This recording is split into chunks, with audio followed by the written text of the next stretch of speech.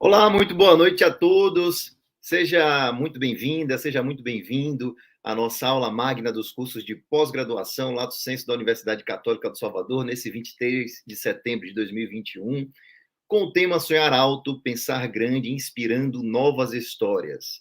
Para você que assiste a gente, eu queria cumprimentar aqui, já quem está assistindo, Valdineia, Norma, Pablo, Arlete, comentem, compartilhem da nossa aula magna. E para você que assiste, teremos a certificação hoje aqui da nossa aula, bem como o sorteio do best-seller de tênis aqui no final da nossa aula, tá bom? Nessa noite especial, na qual vamos contar com a palestra de tênis marinho, a Universidade Católica faz a abertura oficial do segundo semestre do ano de 2021 para todos os cursos de pós-graduação Lato Sensu que estão com as matrículas abertas.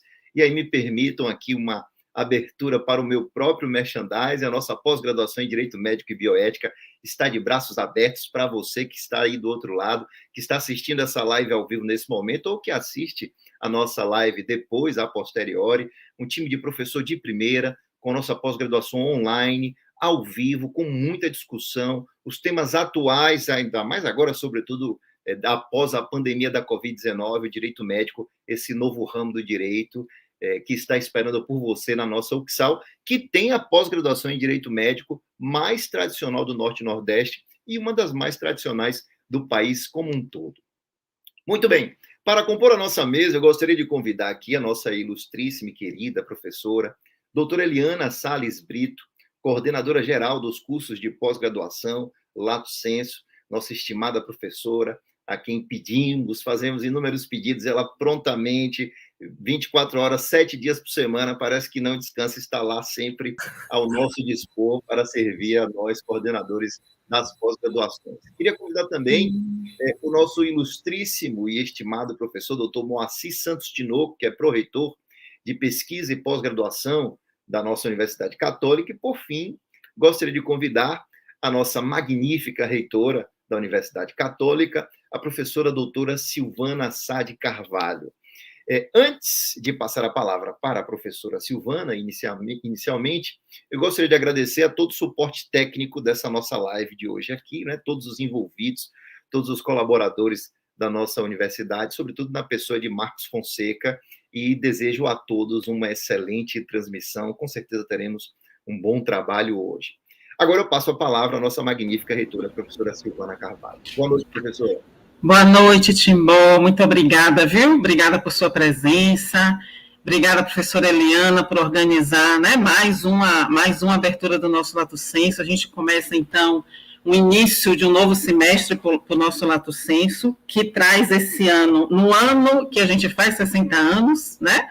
Vamos lembrar isso, que é um ano muito importante para a Universidade Católica. Nós fazemos 60 anos, somos jovens, porém, né, consolidadas, né, numa história de vida, numa história que formou centenas de milhares, mais de 100 mil pessoas, viu? A gente já tentou fazer essa conta e já formamos, sim, mais de 100 mil profissionais aí que ajudam, né? Fazem uma sociedade melhor, mais humana, porque estudaram na Católica. E vocês agora têm a possibilidade, então, de receber essa formação qualificada em nossa universidade, sonhando alto, né? Pensando grande e inspirando novas histórias. Essa história são de vocês. Agradeço muito, viu, Timbó? Eu não posso...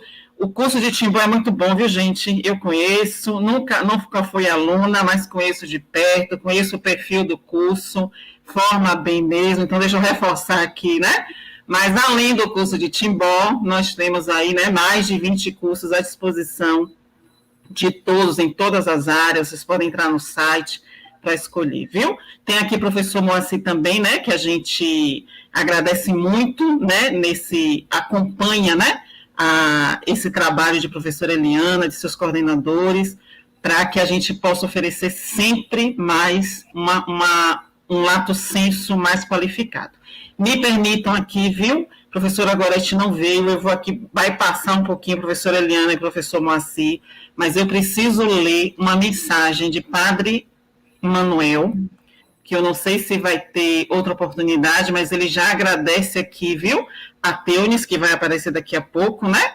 mas ele agradece a adesão à campanha social organizada pela nossa Proeste, né, que é coordenada por professora Gorete Figueiredo, beneficiando os programas A Ponte Imigrantes do Centro Comunitário Monsenhor José Hamilton, que desenvolve alguns projetos com famílias de imigrantes e refugiados. Quais são essas ações? Na Pastoral do Migrante se atende 120 famílias de imigrantes e refugiados, especialmente venezuelanos, contemplando um total aproximadamente de 350 pessoas, inclusive 86 crianças. O Coral A Ponte conta com 31 jovens e adolescentes de classe menos favorecida, que são coralistas e seus familiares, no total de 94, recebendo acompanhamento do maestro para a formação em canto coral, assistência psicossocial e bolsa auxílio mensal. E o programa Economia Social, acompanhando e apoiando cerca de 40 empreendedores populares com a realização de oficinas e de uma feira solidária, atualmente em formato remoto por causa da pandemia, através das redes sociais, do Centro Comunitário e da paróquia. Então, o Padre Manuel aqui agradece a todos, né, a essa campanha, a Teunis e a própria Uxal, por esse comprometimento. E aqui, né, digo com muita alegria também que essa é uma das marcas da nossa universidade. Esse olhar para o outro, esse olhar social, que cuida do outro, seja o outro aqui dentro, seja o outro de fora, além muros da universidade. Então, desejo a todos aí um excelente evento e que os novos alunos possam aproveitar o melhor que a gente tem, que é a nossa formação. Boa noite, Timbó, obrigada. Obrigado, professora Silvana. Passo a palavra agora para o professor Moacir Tinoco, que devo confessar que me inspirei na paleta de cores do terno, da gravata e da camisa dele hoje, coincidentemente, estamos com a indumentária igual. Professor Moacir, boa noite. Não, eu tentei alcançar esse nível técnico seu aí, meu amigo. Pode ter certeza. Obrigado, Alessandro Tibor, pela gentileza. Eu saúdo a professora Silvana Carvalho, nossa reitora da Universidade Católica de Salvador, saúdo também a professora Eliana Brito, o nosso convidado, o professor Tênis Marinho, e, obviamente, todos os nossos alunos e professores e coordenadores dos cursos de pós-graduação Lato Sensu da Universidade Católica de Salvador, que estão aqui hoje à noite nos assistindo. Quero dizer para vocês que vamos iniciar aí mais um período, né, com nossas turmas do Lato Sensu, né, com nossas 34 turmas que já estão aí oferecidas e mais aproximadamente 20 turmas sendo iniciadas agora esse semestre, com todos os nossos alunos que estão aqui prestigiando a nossa aula magna.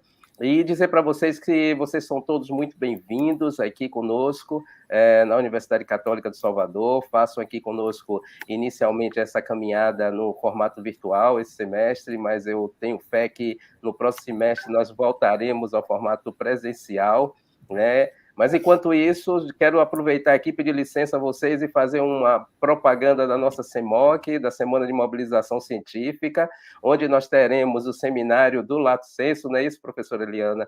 E teremos muitas atividades de pesquisa, salão interativo, minicursos, jornadas de pesquisa, dos grupos de pesquisas, mesas redondas, né? Então, assim, aproveitem a nossa universidade, ela está aqui de braços abertos para acolher vocês todos e que vocês tenham uma trajetória muito produtiva aqui com os nossos cursos, exemplificando aí pelo curso do professor Alessandro Tibó, que eu tenho certeza é um grande sucesso aqui na nossa carta de cursos aqui da Universidade Católica de Salvador. Então, boa noite a todos, aproveitem bastante essa aula magna e fico por aqui.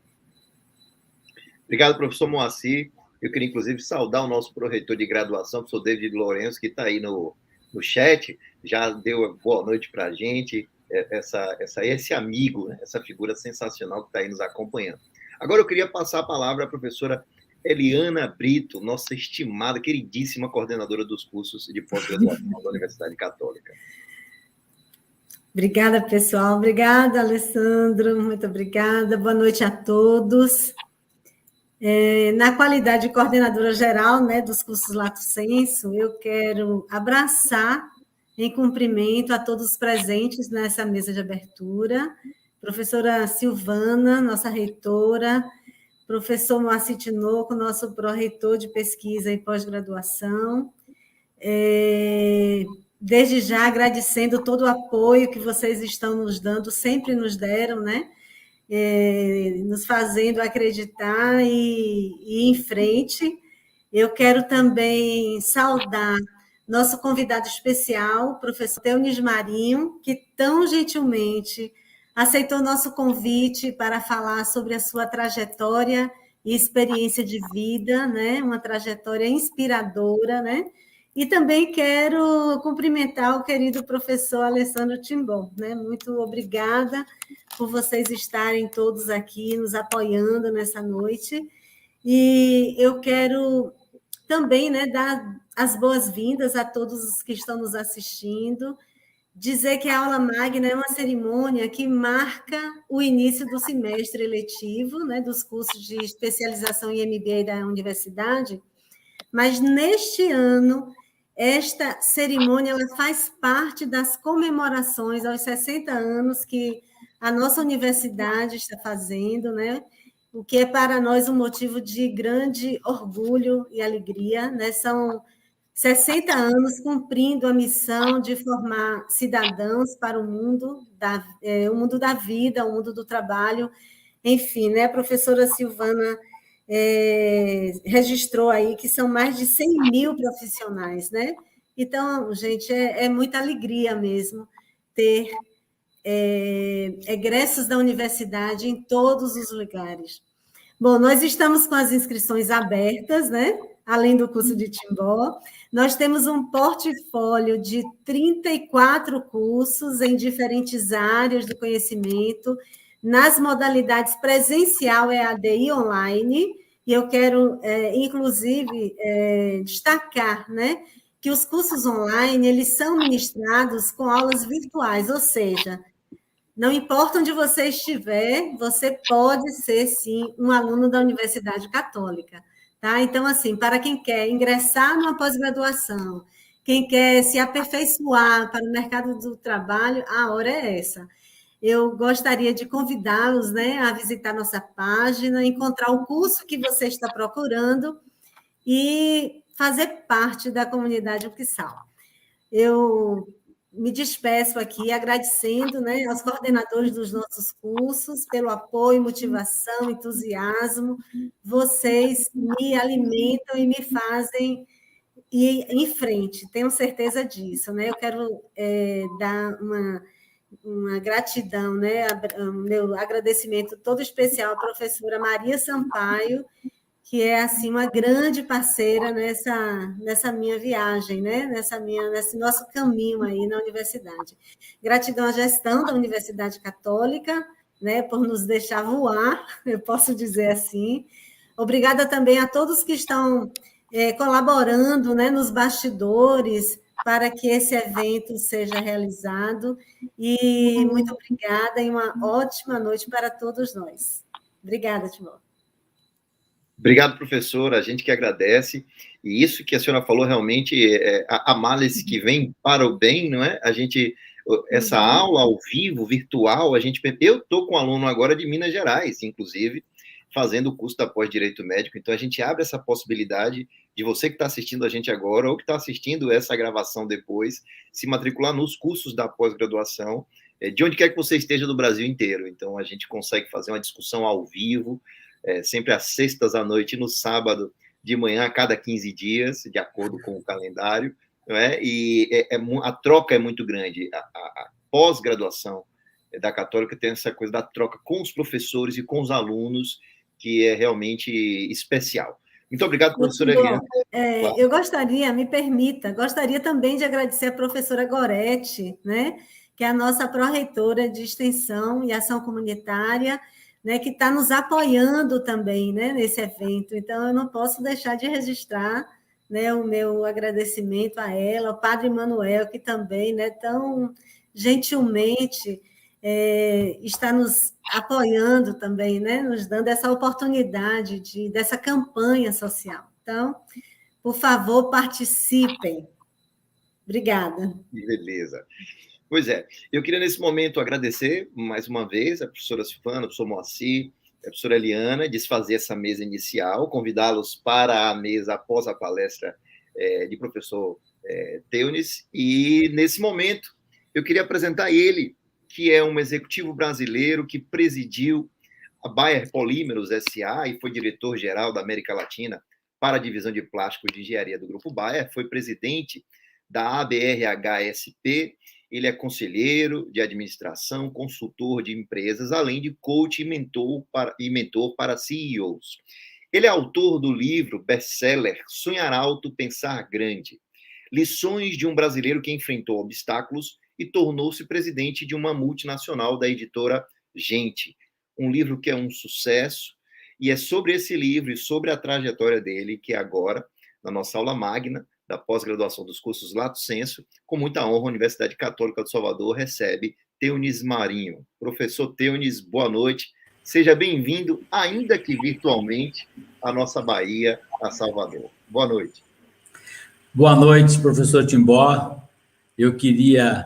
Muito obrigado pelas suas palavras. Eu queria também agradecer à professora doutora Silvana Sá de Carvalho, nossa reitora, ao professor doutor Moacir Tinoco, pró-reitor do pós-graduação, professora doutora Eliana Brito, coordenadora geral do Lato Sensu, Maria Sampaio, uma amiga querida, coordenadora dos cursos de MBA em gestão, ao próprio doutor Alexandre Timbó, coordenador de pós-graduação, relações públicas, uma grande figura humana, em minutos já ganhou um fã novo aqui. Viu?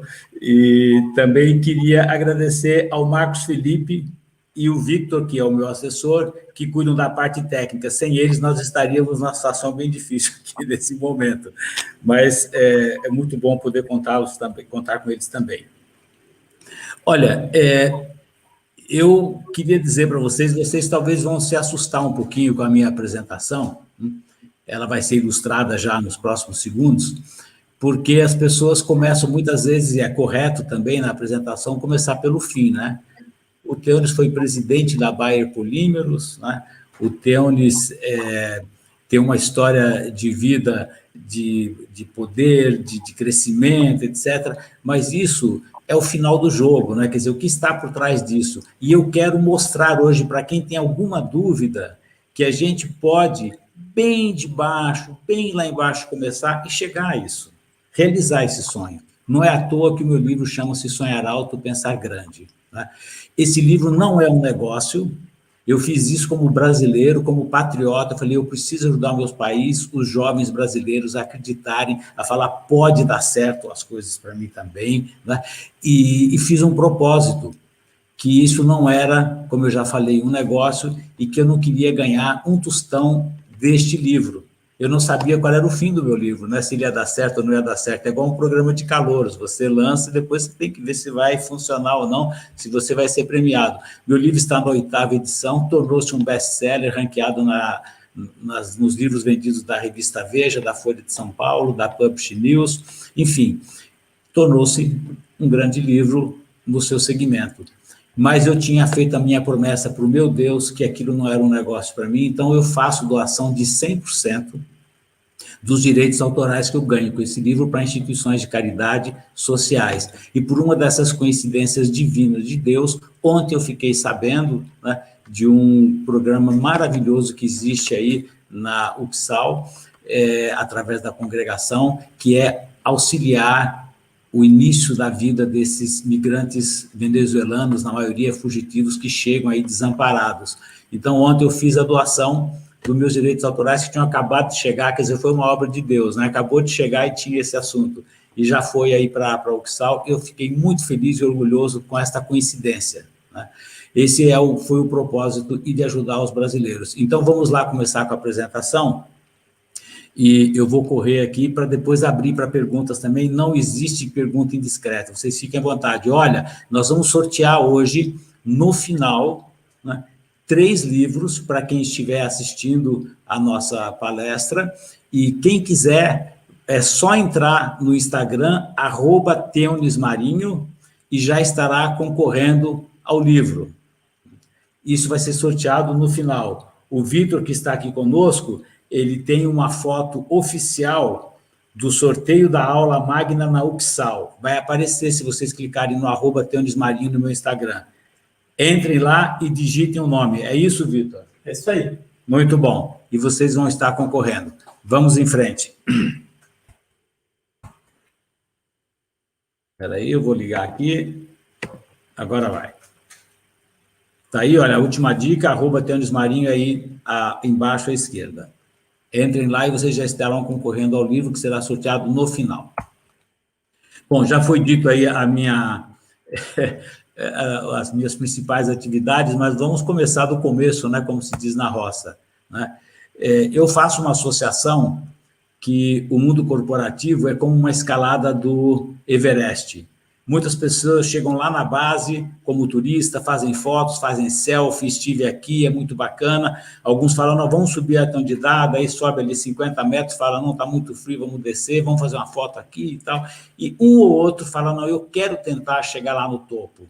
O que eu preciso fazer para chegar lá, né? Não é uma coisa para amador, você tem que se preparar, como também na vida corporativa para tentar atingir esse Everest, que é um dia chegar a presidente, a CEO de uma grande empresa. Bom, já falei que o livro, também já foi dito aí, se tornou um best-seller no Brasil, vou pular aqui rapidamente, e com isso também ele foi aparecendo em várias publicações brasileiras, né? E também fora do Brasil, na revista Exame, na revista Caras. Aqui na Caras está aí o glorioso Inácio de Loyola Brandão, com a sócia da editora Gente, eu, quando nós fizemos o lançamento do livro, né?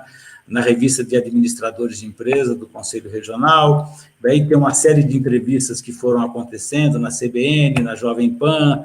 Aqui é o Roberto Niashik, que é um dos sócios da editora Gente, que me deu de presente o prefácio do livro. Ele leu o livro e falou, todo nipônico procurou a irmã dele, a Roseli, e falou, olha, pergunta para o Teone se ele aceitaria, imaginem vocês, escrever para ele o prefácio do livro, que eu adorei, e escreveu. Com certeza ele me ajudou muito também a ranquear o meu livro, né? Bom, olha, aqui começa a história real, onde tudo começou. Eu nasci em 1951, ou seja, eu tenho 70 anos de idade, em Alto Rio Doce, Minas Gerais. Desde 1951, em Alto Rio Doce, Minas Gerais, no meu nascimento, até chegar em São Paulo, foram apenas 8 anos morando em 6 cidades. Alguém assistindo a minha palestra já tinha mandado aí no chat uma vez uma pergunta, mas a família do senhor era de ciganos? E eu respondi, não, parecidos. A minha família é de um pai bancário, que era transferido para agências do Banco Nacional, o antigo Banco Nacional de Minas Gerais, onde ele trabalhou por 35 anos. Então, até os 8 anos, eu morei em Angra dos Reis, em Ubá, em Belo Horizonte, em Socorro, foi quando eu coloquei o pé no estado de São Paulo, com 7 anos de idade, e com 8 na cidade de São Paulo. Eu considero que o meu primeiro emprego, eu digo que foi culpa de uma barata, eu tinha aproximadamente 6 anos de idade, ainda em Minas Gerais, na cidade de Belo Horizonte. Por quê? Porque o meu irmão mais velho e, posteriormente, o meu irmão caçula foram diagnosticados naquela época com diabetes. Era dificílimo você diagnosticar alguém com diabetes. O meu irmão, o mais velho, e também o caçula, mas o mais velho, nasceu diabético e só foi descoberto com 6 anos de idade que ele tinha diabetes, né? E isso era uma tristeza, uma situação muito difícil, não existia a medicina de hoje no mundo, esses avanços que nós conhecemos hoje, e o padrão era que um diabético com muita sorte e com um tratamento de primeiro mundo, que na época nós não tínhamos ainda no Brasil, mas mesmo de primeiro mundo ainda era muito primitivo, durava 30 anos de idade. Então, você já ganhava uma condenação de viver até 30 anos de idade. E a minha mãe, ela botou na cabeça que ela era muito religiosa, que ela não ia perder a cria, e começou a estudar diabetes. Minha mãe só tinha o curso primário. Estudar diabetes intuitivamente, não tinha internet, não tinha livros, era através de informação da Rádio Peão e perguntando para o médico, e ela falava, eu não vou enterrar meu filho. Eu vou primeiro que o meu filho, e se Deus quiser, bem idosa, né? E isso aconteceu na minha casa e na minha família, mas, para nossa tristeza na época e susto, o meu irmão caçula nasceu diabético. Então, o mais velho e o caçula eram diabéticos. Eu e minha irmã, no meio, não tínhamos a doença. E eu fui contratado pela minha mãe, com 5, 6 anos de idade, a cuidar do meu irmão caçula, enquanto ela cuidava do mais velho. E neste cuidar, eu tinha horário, eu tinha uma descrição de função, tinha uma entrega e uma recompensa.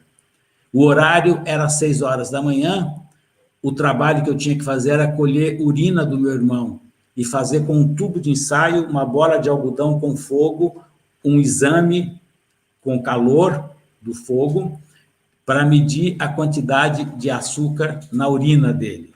Esse exame utilizava urina, um produto chamado reativo de Benedito, um tubo de ensaio e um algodãozinho com álcool e fogo. Eu adorava fazer isso, porque tinha esse fogo, eu adorava arriscar.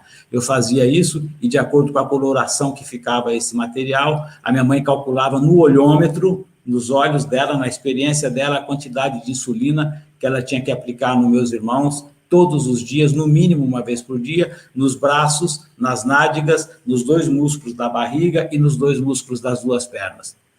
Enfim, essa era a nossa rotina e eu chamo isso de meu primeiro emprego, porque eu tinha essa descrição de cargo, eu tinha o horário, eu tinha que entregar e tinha a recompensa, que era minha mãe me dar beijinhos, me chamar de meu amiguinho, e ela me promoveu. Eu fui promovido para ser encarregado de não deixar meus irmãos comerem doce em festas de aniversário. E eu ia para lá e ficava controlando a mesa de doces, principalmente na hora do parabéns, para meus irmãos não comerem doce. E era um trabalho difícil, mas a minha mãe nunca me pediu, mas eu nunca tive coragem de comer um doce e falar para meus irmãos, vocês não podem. Ela nunca me pediu. Mas eu fazia isso talvez por vergonha, talvez por não poder querer perder a minha moral que eu tinha de não deixá-los, né? Naquela época existia um provérbio que dizia que o diabético era como um peixe, ele morria pela boca. E quando meus irmãos chegavam perto da mesa, eu os puxava da mesa e falava, olha o anzol, cuidado! E tirava eles lá e não deixava eles comerem o docinho deles, e eu também não comia. Esse era o trabalho, né? E a recompensa era todo o carinho que a minha mãe tinha comigo, como o seu amiguinho que a ajudava a cuidar dos meus irmãos. Final dessa história, minha mãe já se foi, com 86 anos de idade, o meu pai já se foi, com 90 anos e meio de idade, e os meus 2 irmãos estão vivos até hoje. Um é advogado, o outro é dentista, e a minha mãe falou, eu nunca vou enterrar um filho. Ela salvou as crias dela. Bom, rapidamente aqui também pulando para vocês, aos 15 anos de idade, eu tinha um amigo que chamava Rodolfo, o apelido dele era Rudinho, que era o meu melhor amigo. Todos nós temos um grande amigo na vida, né? As amizades vão mudando, às vezes, pelas circunstâncias, pelas mudanças, pelas orientações profissionais, mas você tem os grandes amigos na sua vida. Ninguém é alguém sem amigos, né? E eu tinha o Rudinho, o Rodolfo, que era um grande amigo. Ele só tinha um problema, né, que eu tinha que administrar. Ele era bonito, como se diz aqui em São Paulo, pra caramba. Sabe aquele cara que tinha um palmo a mais de altura do que eu? Ele tinha cabelos negros, tinha olhos azuis, falava com a voz mais grossa. Ele era o cara, né? E um amigão. E a gente ia para os bailes, para as festas com 15 anos de idade, né? E vocês sabem para onde as meninas iam, né? O Rudinho chegava, iam para cima dele. Eu não queria perder a amizade do Rudinho, por alguma razão eu não tinha ciúmes do Rudinho, mas eu sabia que eu estava em desvantagem. E eu me perguntava, o que eu faço, já que eu nunca vou ser tão bonito como o Rudinho, né? E olha, eu consegui descobrir algumas coisinhas que me ajudavam muito, viu? Eu dançava bem pra caramba. Naquela época, eram músicas da Jovem Guarda, do Roberto Carlos, do Erasmo, aquelas músicas brasileiras que a gente dançava coladinho, agarrado com a namoradinha ou com a menina que você tirou para dançar, e eu dava um show. O Rudinho não gostava de dançar, não dançava com nenhuma menina. Ele ficava igual um poste parado, né? E as meninas vinham, mas não desenvolvia. O que eu quero dizer com isso? De novo, para o que você serve? Não existe um ser humano do mundo que não serve para nada. Só que você tem que descobrir para o que você serve, né? Provavelmente, se o Pelé tivesse sido um médico, não teria sido um bom médico, quem sabe? né? Mas ele foi o melhor jogador de futebol do mundo. Ele descobriu para o que ele era bom, inclusive na posição que ele podia jogar. Todos nós, sem exceção, somos bons para alguma coisa. O que é ser bom para alguma coisa? É fazer algo que te dá felicidade e que você se completa, né? Não é só pensar em ganhar dinheiro, é você ser feliz com aquele máximo que você está dando de si, né? E assim, o Rudinho, meu grande amigo, me deu uma grande lição. Infelizmente, o Rudinho morreu antes de completar 30 anos de vida num acidente de carro aqui na região de Itatiba, em São Paulo. Perdi esse amigaço, um irmão que eu tinha, mas ele não sabe o quanto que ele me ensinou.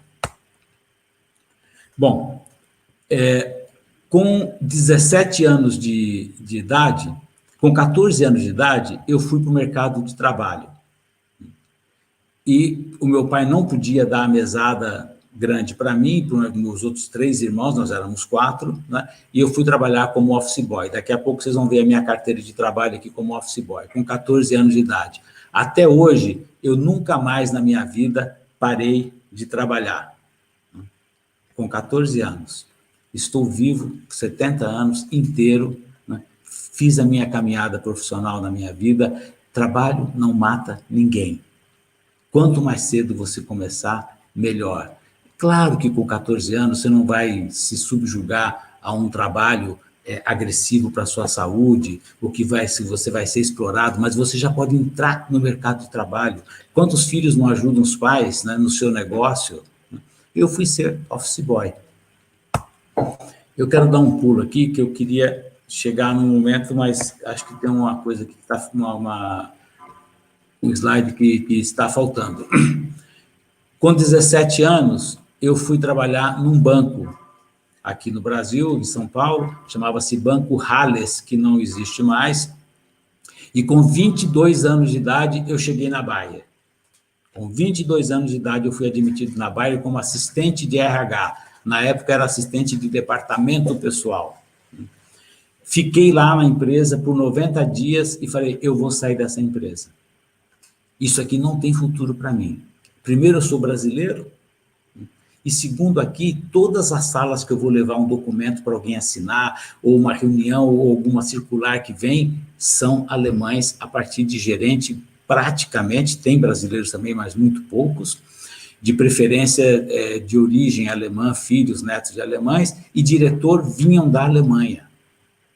O diretor de RH da Bayer chamava Dr. Heinz Müller, uma pessoa muito boa, vindo da Alemanha como diretor de RH. Ele precisava falar com as pessoas através de tradutor, até que ele aprendeu um pouquinho de alemão para se comunicar socialmente.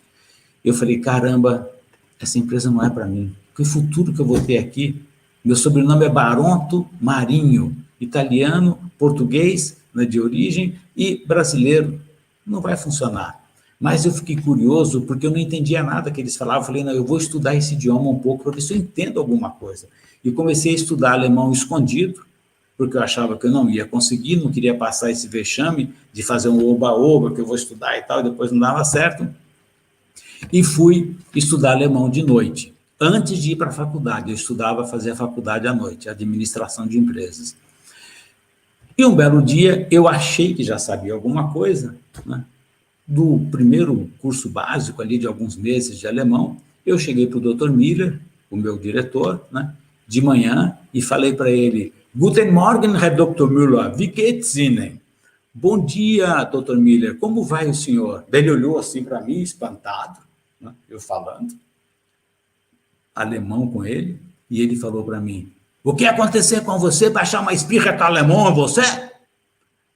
Eu olhei para ele e falei, não, doutor Miller, é que eu estou estudando alemão, mas por que você não falar? Eu falei, eu não sabia se eu ia conseguir, é muito difícil e tal, mas agora eu já posso conversar um pouquinho só com o senhor e tal. E daí ele falou, agora a Bayer paga você. E a Bayer começou a pagar, numa canetada do doutor Miller, o meu curso de alemão, né? E eu continuei estudando feliz. Né? Quando eu tinha 29 anos de idade, eu já estava há 7 na Bayer, o doutor Miller estava se aposentando e voltando para a Alemanha. O presidente da Bayer, que foi o meu grande mentor profissional durante a minha vida profissional na empresa, né, chamado Rolf Löschner, que era o presidente da Bayer, me chamou e falou, Theonis, O Dr. Miller vai voltar para a Alemanha, você já está conosco há mais de 7 anos, e eu quero te oferecer o lugar do Dr. Miller. Só que foi muito direto, bem germânico, e falou assim, você não pode ser chamado de diretor. Você vai ter a sala dele, você vai ter a procuração para poder trabalhar, você vai ter a estrutura que é de RH, você já conhece, etc., mas eu tenho que te chamar de gerente. Você tem 2 defeitos que a Alemanha não aceita e que, por isso, nós temos que administrar. Não posso te chamar de diretor. Primeiro, você é brasileiro, e a Bayer não tem nenhum diretor brasileiro, isso vai ser muito difícil para mudar isso agora com você, e o segundo defeito é 29 anos de idade. Não dá para você, com essas 2 situações, se tornar diretor. Se você topar, você vai ser gerente. Falei, tá bom, eu topo.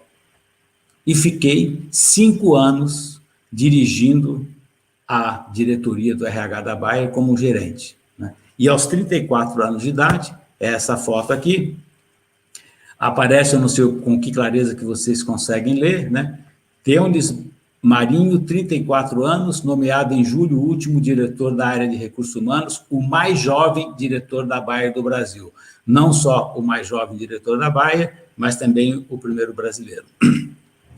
E ali, eu pedi que colocasse, Teunis nasceu em Alto Rio Doce, Minas Gerais, em agosto de 51. Filho de um bancário, aposentado. Tem 3 irmãos, um advogado, um dentista e uma médica. É casado com a dona Stephanie, que tem 3 filhas, daí botei o nome das minhas filhas, 10, 9 e 6 anos de idade. E lá embaixo, começou a trabalhar com 15 anos de idade como office boy. Imaginem que isso foi, né, há praticamente 40 anos atrás, né? E o que eu quero deixar aqui como mensagem, nunca apaguem o passado. O passado é o nosso alicerce, é o nosso concreto. Só pelo fato de eu crescer na Bayer e me tornar um diretor, entre aspas, só com 34 anos de idade, tive que esperar 5 anos exercendo a mesma função, só mudou meu cartão de visita, né? Eu tinha um passado real, nascido lá em Alto Rio Doce, em Minas Gerais, filho de bancário, comecei a trabalhar como office boy. A gente tem que manter essa realidade da nossa vida. Nós não podemos esquecer isso. Não é ficar chorando e ser coitadinho, não, ser humildezinho, não, contar a verdade sobre o seu passado. Bom, com 35 anos de idade, o presidente da Bayer, o mesmo senhor Lechner, né, me chama e fala para mim, Teunis, o que você espera da sua vida aqui na Bayer? E de uma maneira assim, bem direta, eu conversei com ele que o meu futuro, provavelmente, era um dia ser diretor de RH de uma empresa maior do que a Bayer, aqui no Brasil. Alguém está ouvindo aí pode falar, poxa, esse cara foi arrogante de falar isso. Não, não foi arrogante, é porque no Brasil, naquela época, com o movimento, do início do movimento sindical, as grandes empresas automobilísticas no ABC, a Volkswagen, a Mercedes, a Scania, a Ford, todas essas grandes empresas da época, elas tinham muita importância, davam muita importância para os recursos humanos, para a RH, por causa do movimento sindical, que estava começando muito forte no Brasil. E eu tinha sondagens de consultores de empresas, de headhunters, de sair da Bayer e ir para uma dessas empresas. E eu fui sincero com o meu presidente. E ele falou um negócio que eu nunca podia imaginar. Ele falou, Teunis, você não devia sair da Bayer, você deveria sair do RH. Eu falei, como assim, sair do RH? Fiquei perplexo, porque eu nunca tinha pensado isso na minha vida. E daí ele falou, olha, a Bayer está fazendo um programa de job rotation no mundo inteiro, pegando estrangeiros, levando para a Alemanha, pegando alemão mandando para fora. Nós estamos vendo essa globalização do mundo. A Bayer não pode ser uma empresa alemã, ela tem que ser uma empresa multinacional de origem alemã. Nós temos que fazer essa mistura para nos fortalecer. E se você quiser entrar nesse programa, eu vou te colocar. Eu falei, mas, senhor Lechner, o que eu vou fazer? Ele falou, não sei. Mas eu vou trabalhar em que área? Não sei. Quando é que eu tenho que ir para lá? Eu não sei. Deve ser em meio ano, até meio ano para frente. E eu só posso te dizer o seguinte, se você quiser pensar, você pensa, mas se você quiser me dizer sim, me disser sim agora, você me diz, você que vai pensar, mas não tem revolta. Se você disser sim e aparecer um trabalho, não sei aonde, não sei o quê, vai ficar muito feio se você disser que não quer. E eu disse para ele, me põe dentro disso.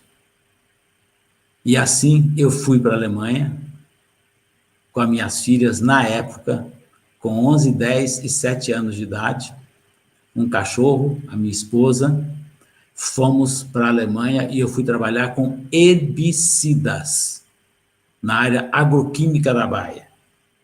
Vocês podem me perguntar, o que você sabia disso? Muito pouco. Quando eu fiquei sabendo, comecei a estudar, feito um louco, o que era herbicidas, fui para lá, né? Fiquei 2 anos trabalhando como Product Manager de herbicidas, num mundo diferente, num idioma diferente, e claro que isso daí não mexia só comigo, né? Mexia com toda a família, até o cachorro, todo mundo sofria, o cachorro tinha que fazer xixi na neve, ficava com as perninhas duras, congeladas, tudo acontecia, né? E isso aqui é uma cena da nossa família lá, né? Aqui do lado esquerdo de vocês foi o primeiro inverno, olha, isso aqui era a janela da minha casa, isso aqui era a nossa porta, nós tínhamos que limpar essa calçada todos os dias da manhã de neve, fazendo um trilho de 50 centímetros de largura. Se alguém andasse aqui nessa neve, escorregasse e se machucasse, e a porta não tivesse limpa, o seguro-saúde não pagava a despesa médica da pessoa, quem tinha que pagar era quem morava nessa casa. Então, todo mundo, às 7 horas da manhã, começava a fazer a faxina, e até às 7h30 tinha que estar pronta. E isso acabou que eu envolvi todas as minhas filhas, cada dia era um que tinha que ajudar, que fazer, né? Vocês veem que o cachorro também tinha que andar para fazer o seu xixi, o seu cocô na neve, olha as patinhas dele. Esse cara, a gente nunca ensinou nada para ele, mas, de repente, ele começou a andar com 3 perninhas na neve. Eu falei, caramba, quebrou uma perna, né? Congelou, vai estragar a perna. Ele sozinho aprendeu que se ele usasse 3 pernas e fosse trocando uma com a outra, né, fazendo um rodízio, mantendo só 3 e uma para cima, ele esperava um esquentar e descia, e ele descobriu que esse era o mundo dele para fazer o xixi e o cocôzinho dele lá na calçada. As minhas filhas choravam, não queriam voltar para o Brasil, não queriam ficar lá, principalmente nas primeiras semanas, nos primeiros meses, né?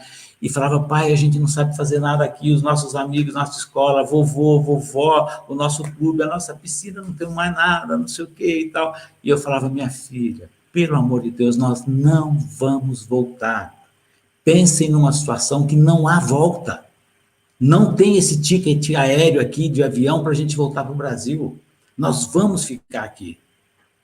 Mas, pai, a gente não sabe fazer nada. Claro, vocês não sabem muita coisa, como eu também não sei, mas nós vamos aprender.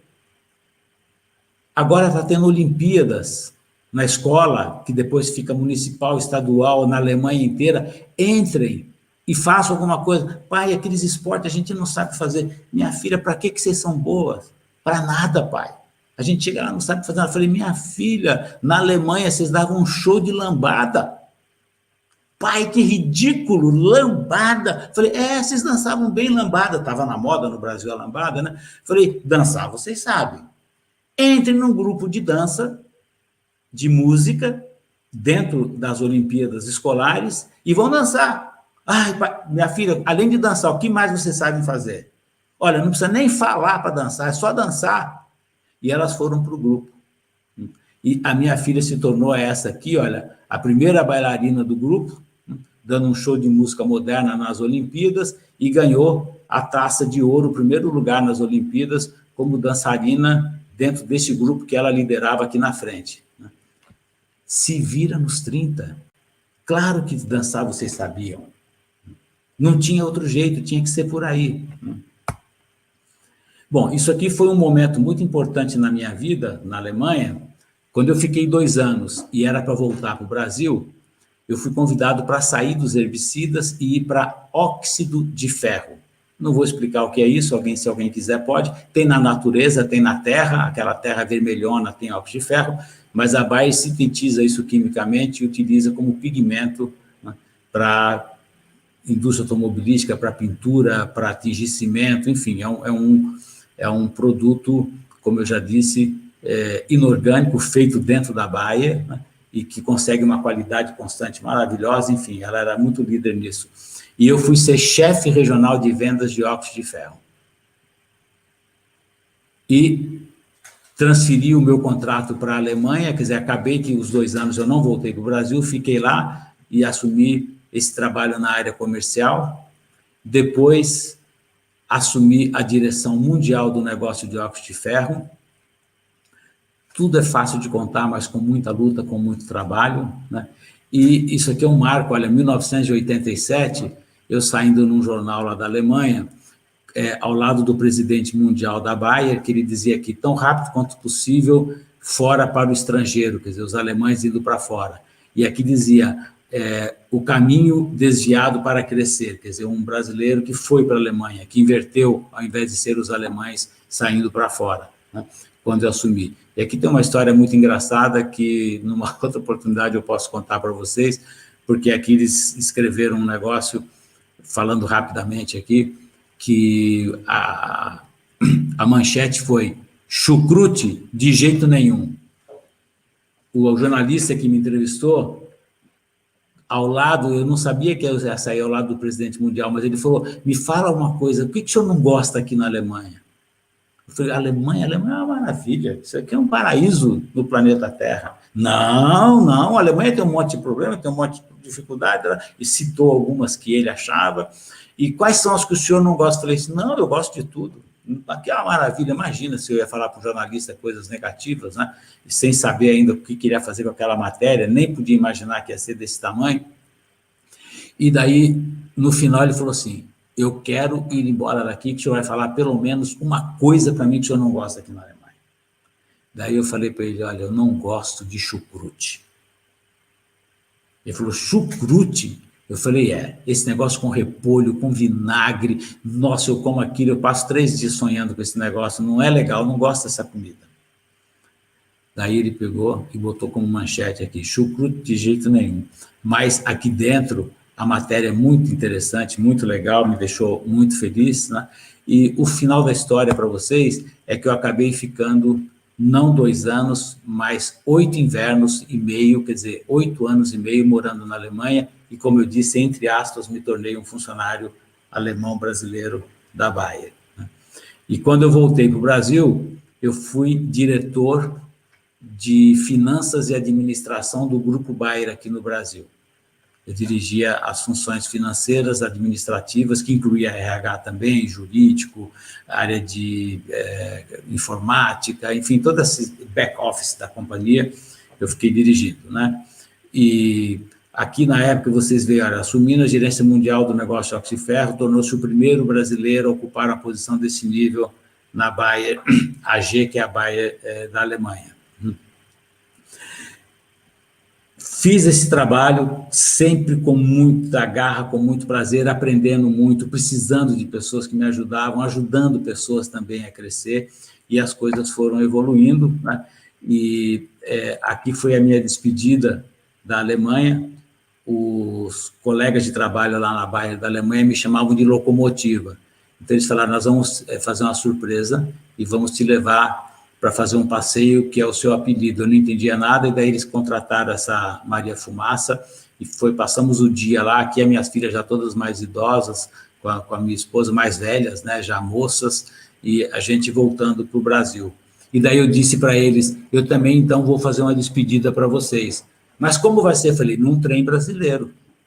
Mas um trem brasileiro na Alemanha? Eu falei, um trenzinho brasileiro na Alemanha. Eu tenho amigos, amigas que vão me ajudar, e eu vou trazer um trem para cá e vou fazer essa festa. E fiz a despedida para eles no trem brasileiro. Está aqui, olha, uma escola de samba, e todos os alemães de terno e gravata achavam que era uma festa muito chique, né? Correndo atrás de um samba. Até o meu colega, que era o presidente da Bayer Japão, que era um amigão, veio também, né? E fez essa festa. Ela participou aqui, lá na Alemanha da minha despedida, vindo para o Brasil. O nome dele era Manaka, o senhor Manaka, e foi uma festa maravilhosa. E um dia desse eu estava dando palestra ao vivo, ainda antes da pandemia, né? Aliás, aí em Salvador, e uma pessoa vendo isso aqui ao vivo, foi muito engraçado que ele levantou a mão, ele falou assim, o japonês estava gostando, né? Eu falei, todo mundo estava gostando. Ele falou, mas olha a mão da moça. E eu nunca tinha percebido isso nessa foto. Aliás, eu preciso uma hora corrigir, para ficar um pouquinho melhor. Bom, aqui foi quando eu voltei para o Brasil, estou pulando aqui agora rapidamente, né? Isso foi quando eu assumi a Bayer Polímeros, aqui, a presidência da Bayer Polímeros aqui no Brasil, saíram algumas matérias na Alemanha, eu estou fazendo isso tudo muito rápido, porque eu quero dar um tempo.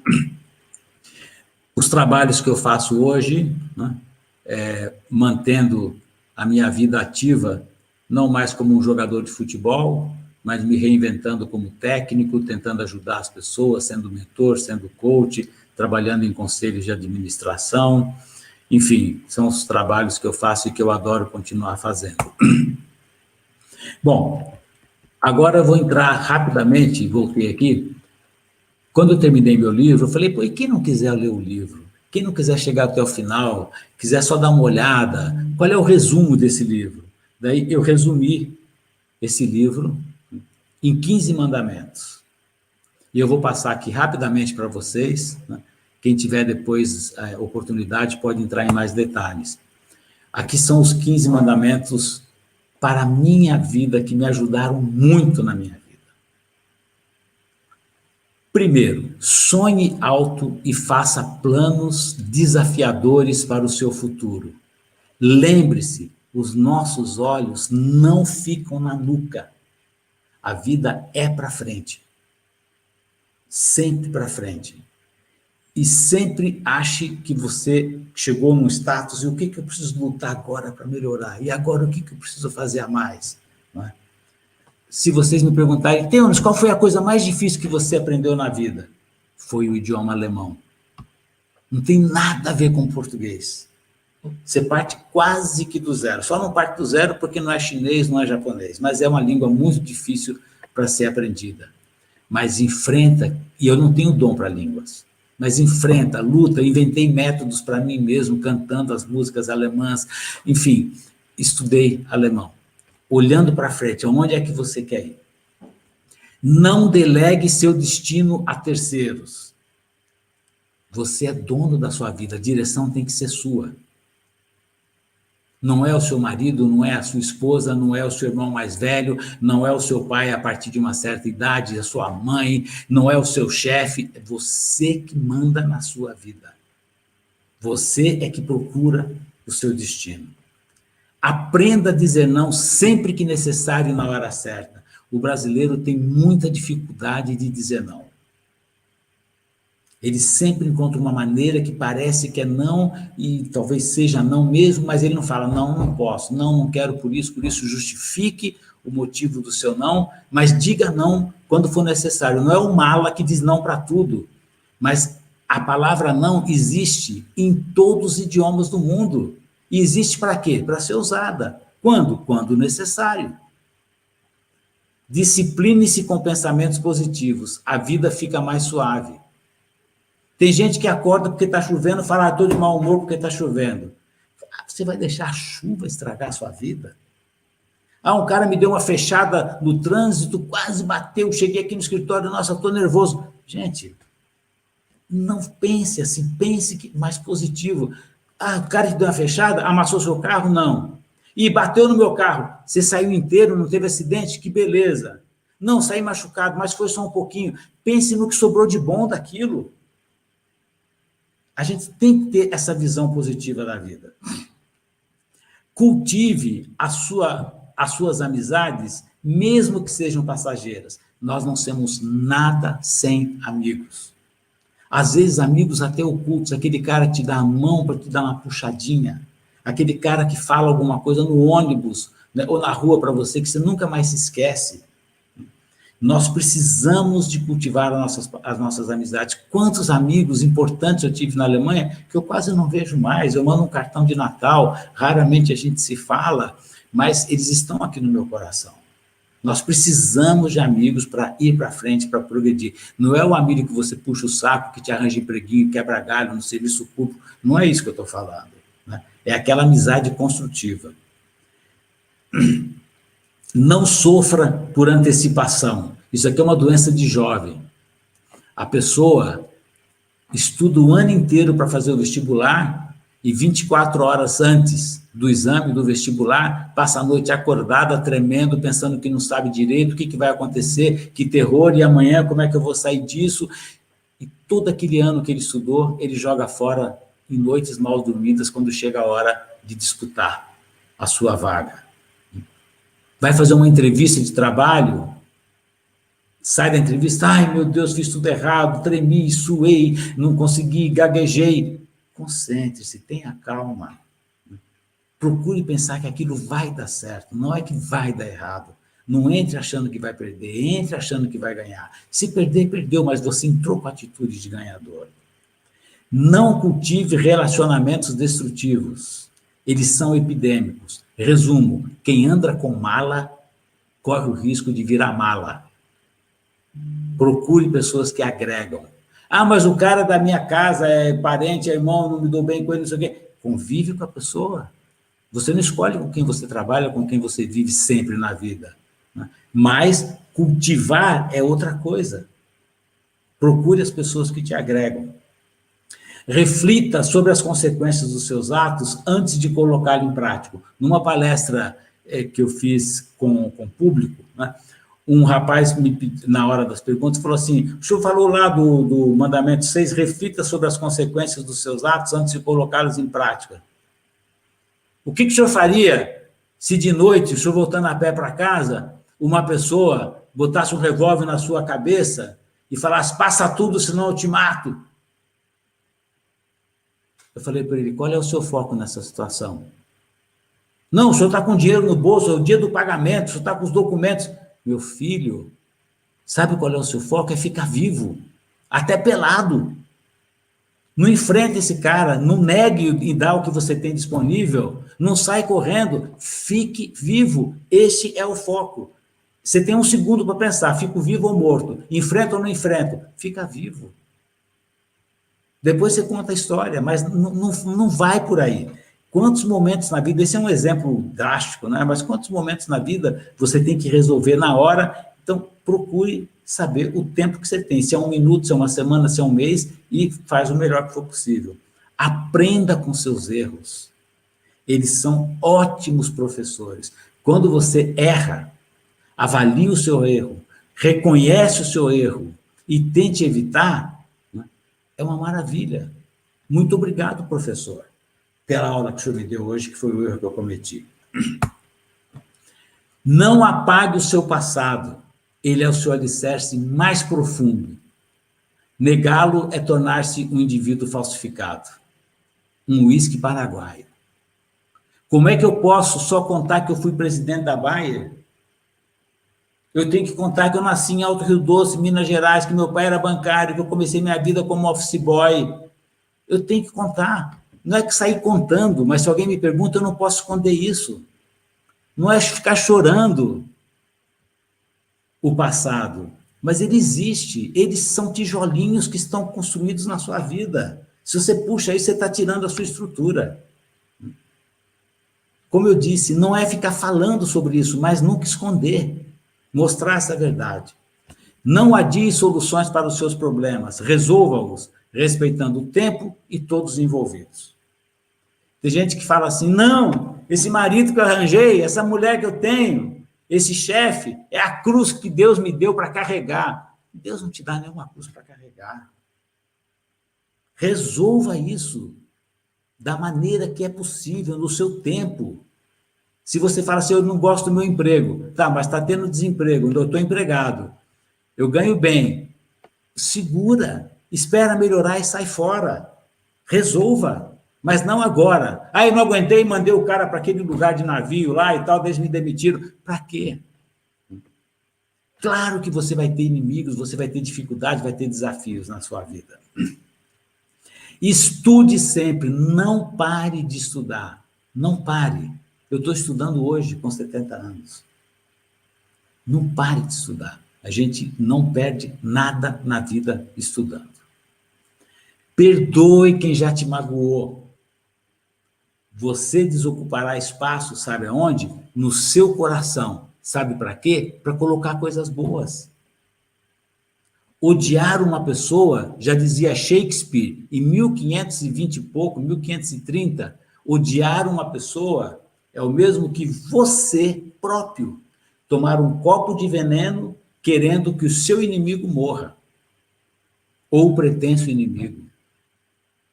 Pô, mas tem coisas que não dá para perdoar. Dimensione isso no tempo.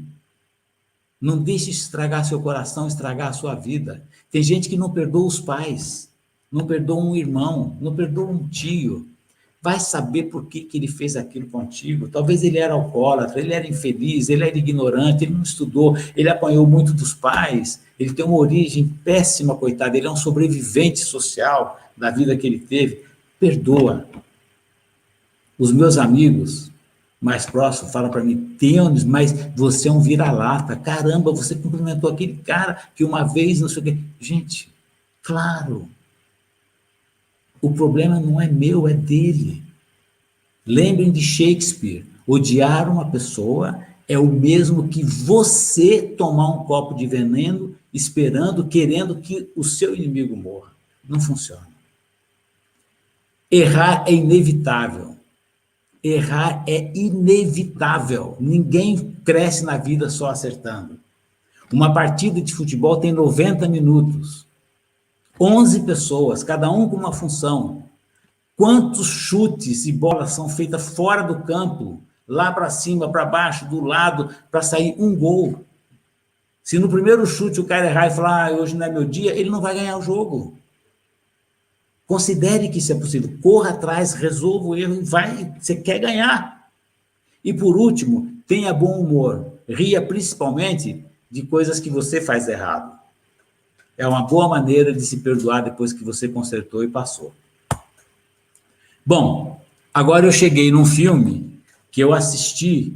Ele é meio velhinho, tá? Vocês vão ver aí pela gravação, pela qualidade, né? Quando eu ainda morava na Alemanha. E isso foi para mim incrível, esse filme. Ninguém se assuste, porque ele só dura 1h30. Estou brincando, são 4 minutos.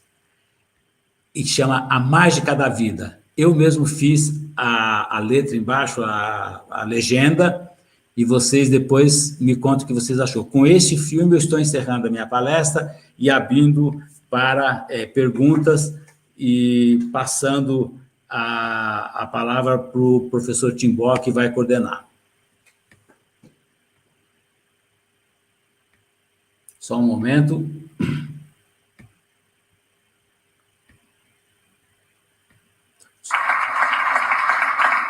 Aber bei all dem Spaß, den wir hier heute Abend haben, darf man vielleicht noch mal so ein klein wenig ernst sein. Und das möchte ich jetzt auch. Ich möchte mit Ihnen übers Leben reden. Und gehe sogar noch einen Schritt weiter. Ich habe mein Leben sogar dabei.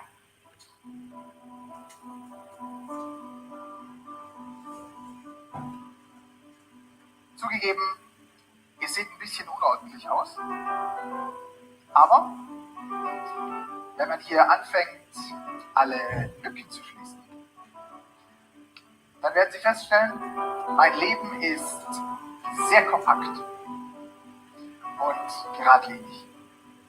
Vor allem außenrum. Die Form ist von ungefähr, die Form ist vorgegeben. Von mir selbst. Durch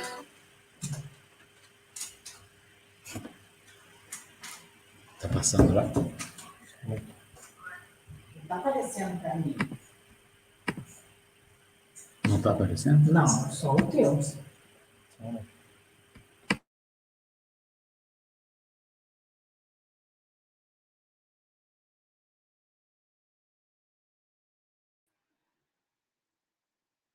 Tivemos um pequeno probleminha técnico aqui, Teunis. Acho que não estava aparecendo no vídeo. Vamos ver se a gente consegue solucionar, não é? Acontece. Estava gastando todo o meu listening em alemão. Und das möchte ich jetzt auch. Ich möchte mit Ihnen übers Leben reden. Gehe sogar noch einen Schritt weiter. Ich habe mein Leben sogar dabei.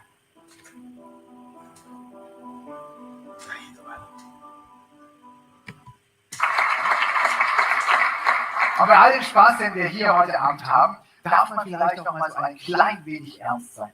Und das möchte ich jetzt auch. Ich möchte mit Ihnen übers Leben reden. Und gehe sogar noch einen Schritt weiter. Ich habe mein Leben sogar dabei.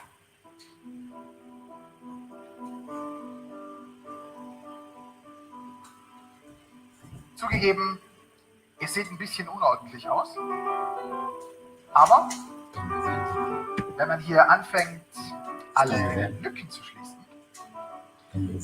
dann werden Sie feststellen, mein Leben ist sehr kompakt und geradlinig, vor allem außenrum.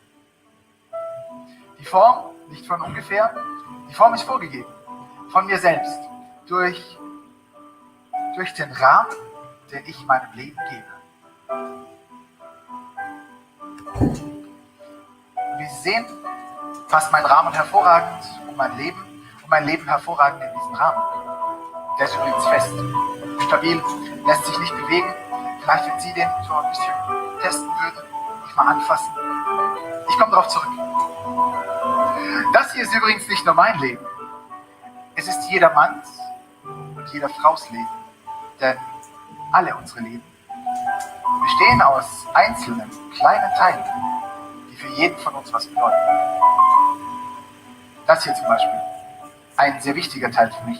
Es ist der Teil meiner Familie und somit die Basis von allem.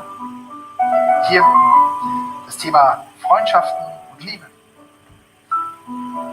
Wünsche und Gedanken an die Zukunft. Das hier ist auch was Wichtiges, können Sie sich vorstellen. Das Thema Zauberei, Varieté. Und der kleine Teil hier, der ist vielleicht genau das, was er sein soll, nämlich die kleinen Geheimnisse, die jeder von uns hat. Und so hat auch jeder andere Teil seine Aufgabe, seinen Platz. Und wenn auch nicht immer exakt am selben Platz, wichtig ist auf jeden Fall, dass die Form in den Rahmen hineinpasst.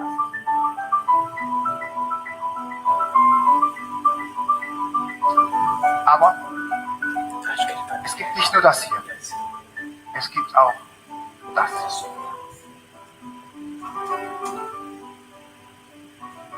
Die kleinen und großen Probleme, die jeder von uns das eine oder andere Mal hat. Ein kleines Teil im Verhältnis zum großen Ganzen, das unser Leben aber kräftig durcheinander bringen kann.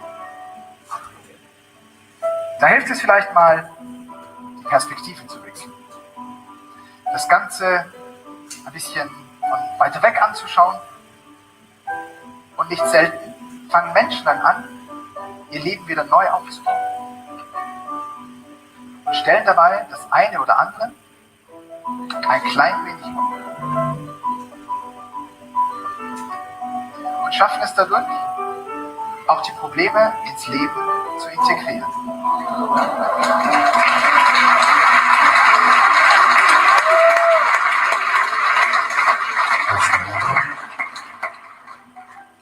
Aber es gibt nicht nur das. Es gibt auch das hier. Das hier sind die schönen Momente im Leben. Die Freude, meist und hoffentlich doppelt so groß wie jedes Problem, das es zu lösen gilt. Aber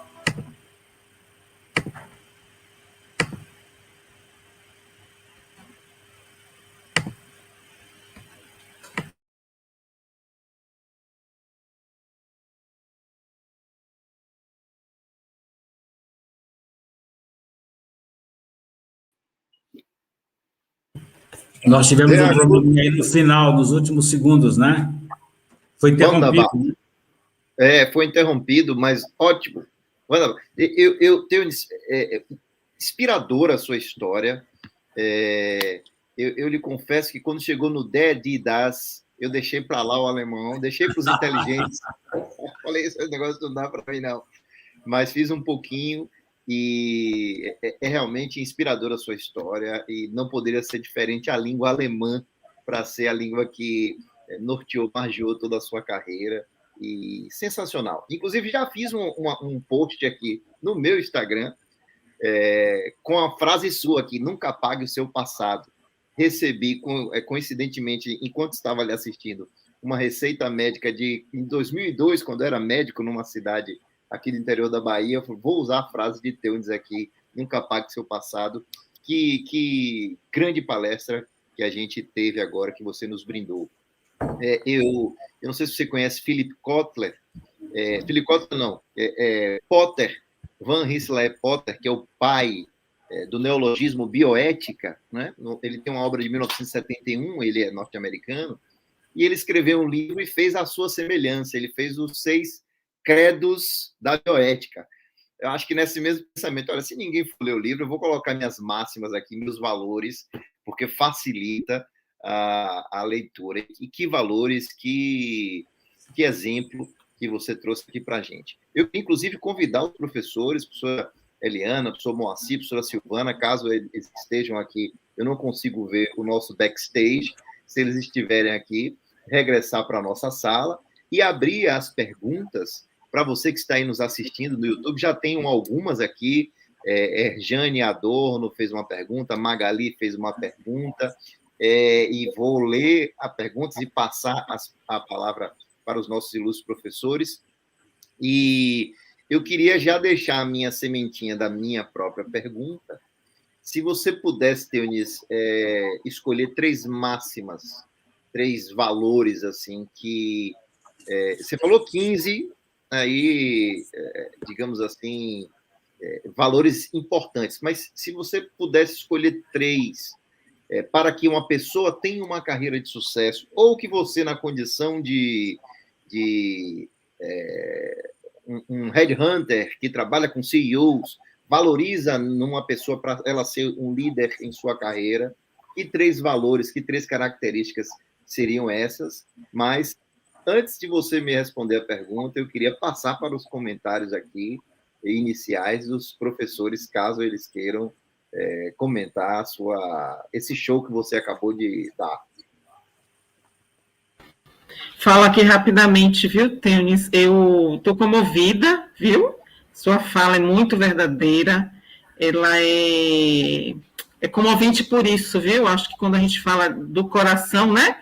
Com verdade, a gente toca as pessoas. Mas aí eu fiquei pensando que não é o dinheiro que move, né? Não é o dinheiro que move o mundo, não é o dinheiro que move o coração das pessoas, não foi o dinheiro que moveu o seu coração, e não foi isso, né? Não foi a busca por sucesso nem por dinheiro que fez você fazer um caminho brilhante. Eu queria te dizer isso porque isso é possível para todos.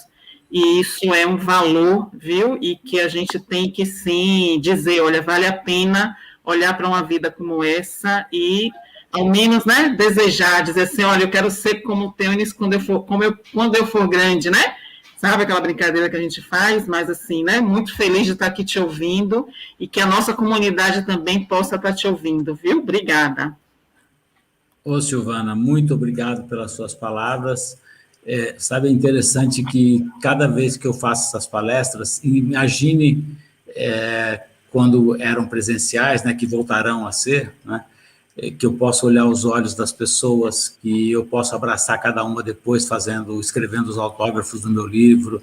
É maravilhoso, é um momento realmente de devolver um pouco de tudo que Deus me deu na vida. Essa é a minha missão atualmente. Eu só rezo, eu rezo todas as noites antes de dormir, porque minha mãe me ensinou que era assim, e numa época era cacuete, e hoje não é mais. Hoje é um momento mesmo de oração, de fazer o balanço do meu dia, e eu sempre termino dizendo que eu não posso pedir, eu tenho que devolver.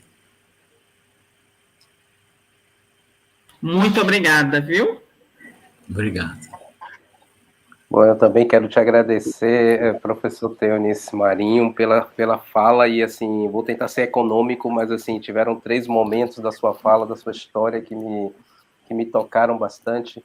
O primeiro deles tem muito a ver com a minha formação, sou biólogo, né, e quando você falou do relato do teu cachorro, né, que economizava uma pata, né, para poder pisar no gelo, né, eu sempre acreditei, sempre tento dizer para os meus alunos que os animais têm muito a nos ensinar e a gente aprende muito com eles, né? Então é ingenuidade nossa não aprender com eles, né?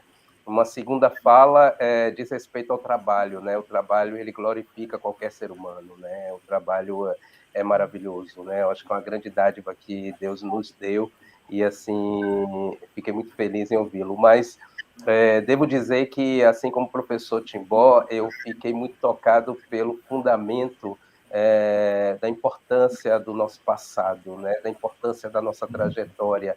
E eu, enquanto biólogo e inspirado pelas teorias de Charles Darwin, eu digo que ele também fala muito sobre o nosso passado, né? Quando ele escreveu a teoria da evolução das espécies, ele levou em conta o passado, ele levou em conta todo o ensinamento da história da condução, da evolução das espécies, e ele pautou toda a sua teoria na trajetória justamente da importância do passado, como o passado ele é um grande alicerce, né? E junto a isso a importância da família, né? Até postei no chat que a família é a matéria-prima para a construção desse passado, né?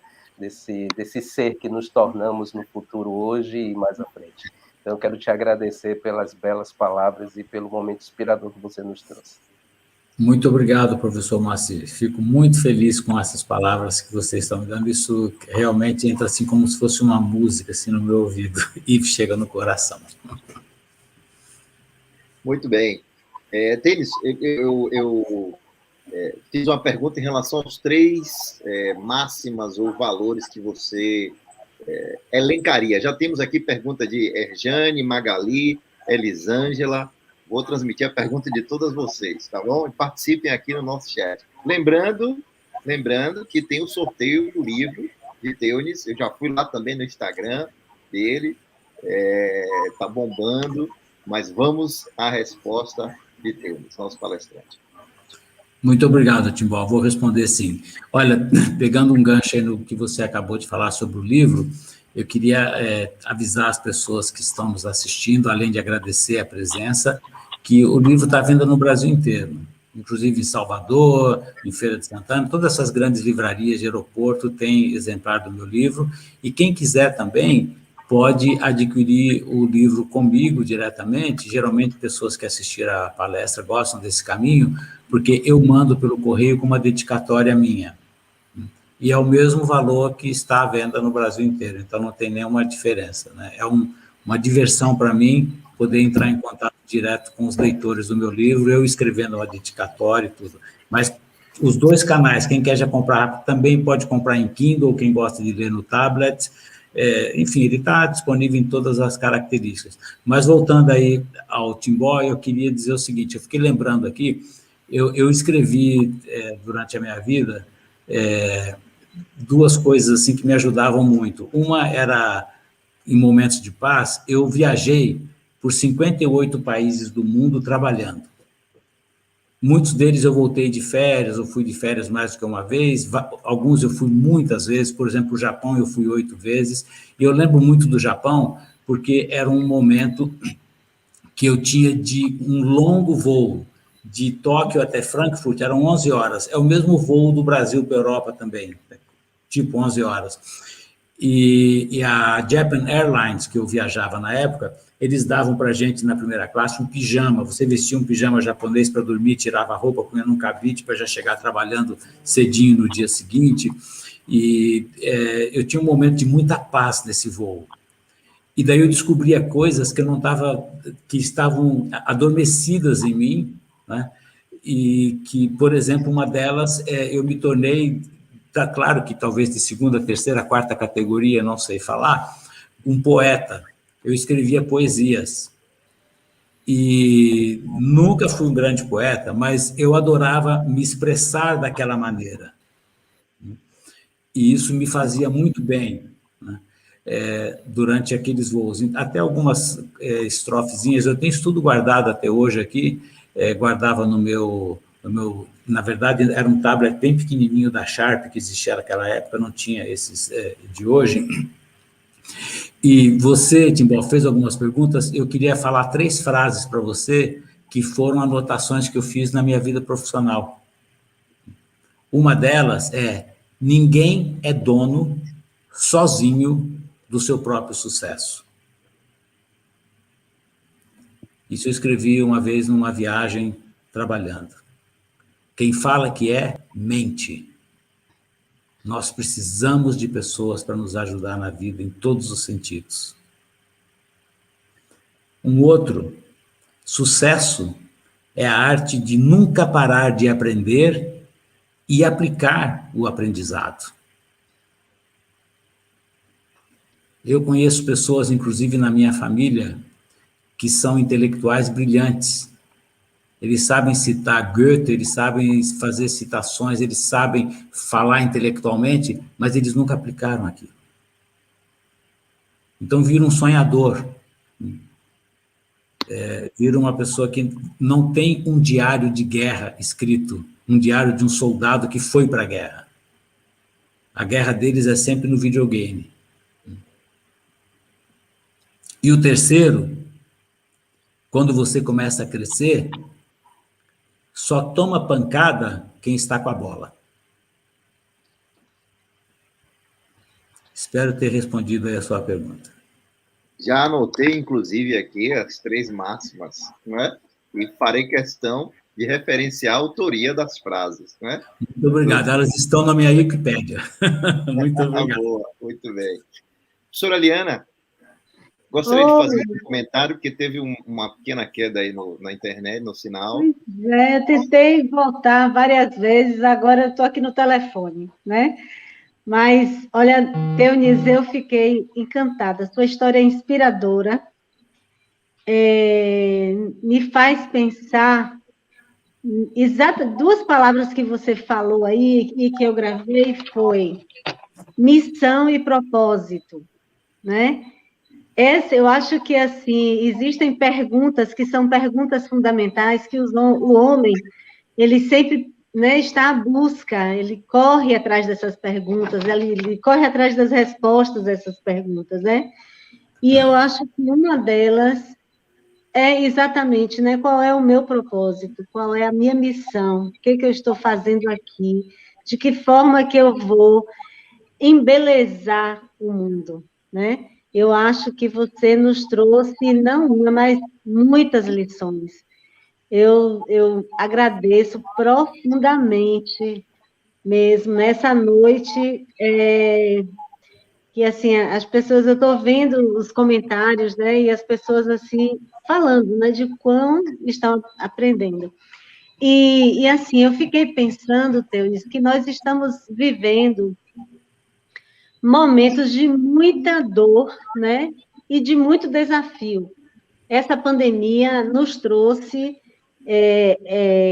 nos fez ver, né, lados da vida que a gente não conhecia ou não se deparava, né, normalmente, mas também nos fez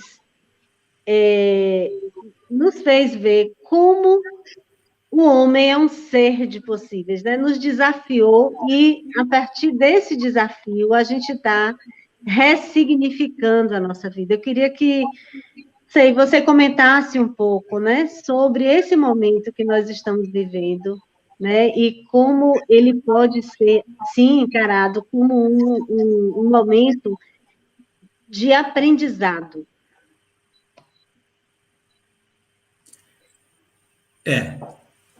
Olha, muito obrigado pela sua colocação, né? Mas essa palavra aprendizado, ela é mágica. Eu acho que nós estamos nesse mundo para aprender, né? Inclusive, até quando a gente ensina, vocês que são docentes, né, a gente também aprende. É impressionante, né? O que esse livro me ensinou, as pessoas, os leitores do meu livro, que me mandam, eu tenho no Instagram aproximadamente 36 mil seguidores. Eu conheço 200 pessoas, 150, se muito. Eu nunca tive contato físico, quando eu leio o nome, eu não sei quem é, onde mora, né? Mas eu respondo todas as perguntas, para prejuízo das noites da minha esposa, que às vezes fala, puxa, fica lá na sala que eu quero dormir, mas eu não deixo uma pessoa sem a resposta. Eu falo, poxa, essa pessoa que se dignou a me mandar uma pergunta e que leu meu livro e que teve alguma impressão, que passou algum momento ali forte, como que eu posso dar isso para uma assessoria responder? Não posso fazer isso. E eu respondo. E, coitada, também, às vezes eu acordo ela de madrugada lá, fazendo plim-plim no iPhone dela, mas a resposta que chegou é minha, né? Dentro dessas frases que eu gosto de vez em quando escrever, Uma delas é sucesso, é a arte de nunca parar de aprender e aplicar o seu aprendizado. Ou seja, não é só seu teórico. E eu acho que um dos grandes momentos de aprendizado da vida, um dia todos nós vamos experimentar, deve ser nos últimos minutos de vida mesmo. Eu não sei com que velocidade que você raciocina aqueles segundos finais da sua vida, mas deve ser um filme incrível, assim, numa alta rotação, né? Lembrando das coisas. Nós estamos falando aqui agora, e eu me lembrei de um fato, que eu lembrei agora, não sei porquê, mas que está no meu livro. Eu coloquei isso no meu livro, né? Que foi um momento muito difícil para mim. Quando eu fui nomeado diretor da Bayer na Alemanha, isso era uma coisa muito inusitada, era brasileiro. O brasileiro, o latino em geral, ele sofre preconceitos. Ele é chamado de malandro, de pilantra, né? E eu uma vez cometi uma crueldade, eu fui num parque de diversão lá na Alemanha, em Colônia, na cidade de Colônia, eu morava muito perto de Colônia, e tinha um tiro ao alvo, que você atirava lá X rolhas que você ganhava, e se você acertasse, você ganhava uma prenda, ganhava um brinde. Eu não ia fazer nada lá, mas a minha filha do meio, passando assim, falou, ai, pai, o que é isso? Eu falei, não, eu estou com espingarda atirando e tal, quem ganha, e de acordo com os pontos, está vendo ali, olha, tem aqueles bonecos, ursinho, isso, aquilo, ó, 8 pontos, 12 pontos, daí a pessoa escolhe e ganha. Daí ela pegou e falou assim, ah, pai, eu quero ganhar aquele ursinho, então. Atira lá para mim e ganha aquele ursinho para mim. Eu falei, nossa senhora, né? Eu vou acertar isso agora. Eu criei essa fantasia para ela que ela podia ganhar se eu acertasse. E eu falei, ah, vamos lá. Eu fui, comprei lá as rolhas, né? E atirei. Acreditem se quiser, eu ganhei. Pura sorte, porque eu não sou atirador, mas eu ganhei. E aquilo, você derrubava um negócio com um número que caía atrás de uma lona, daí a pessoa ia lá, via o número e era aquela prenda, era o tal do ursinho. Só que a moça que estava atendendo, ela demorou muito para vir nos atender, porque ela estava lá correndo, e eu fiquei esperando, e ela, de repente, não entendeu, né?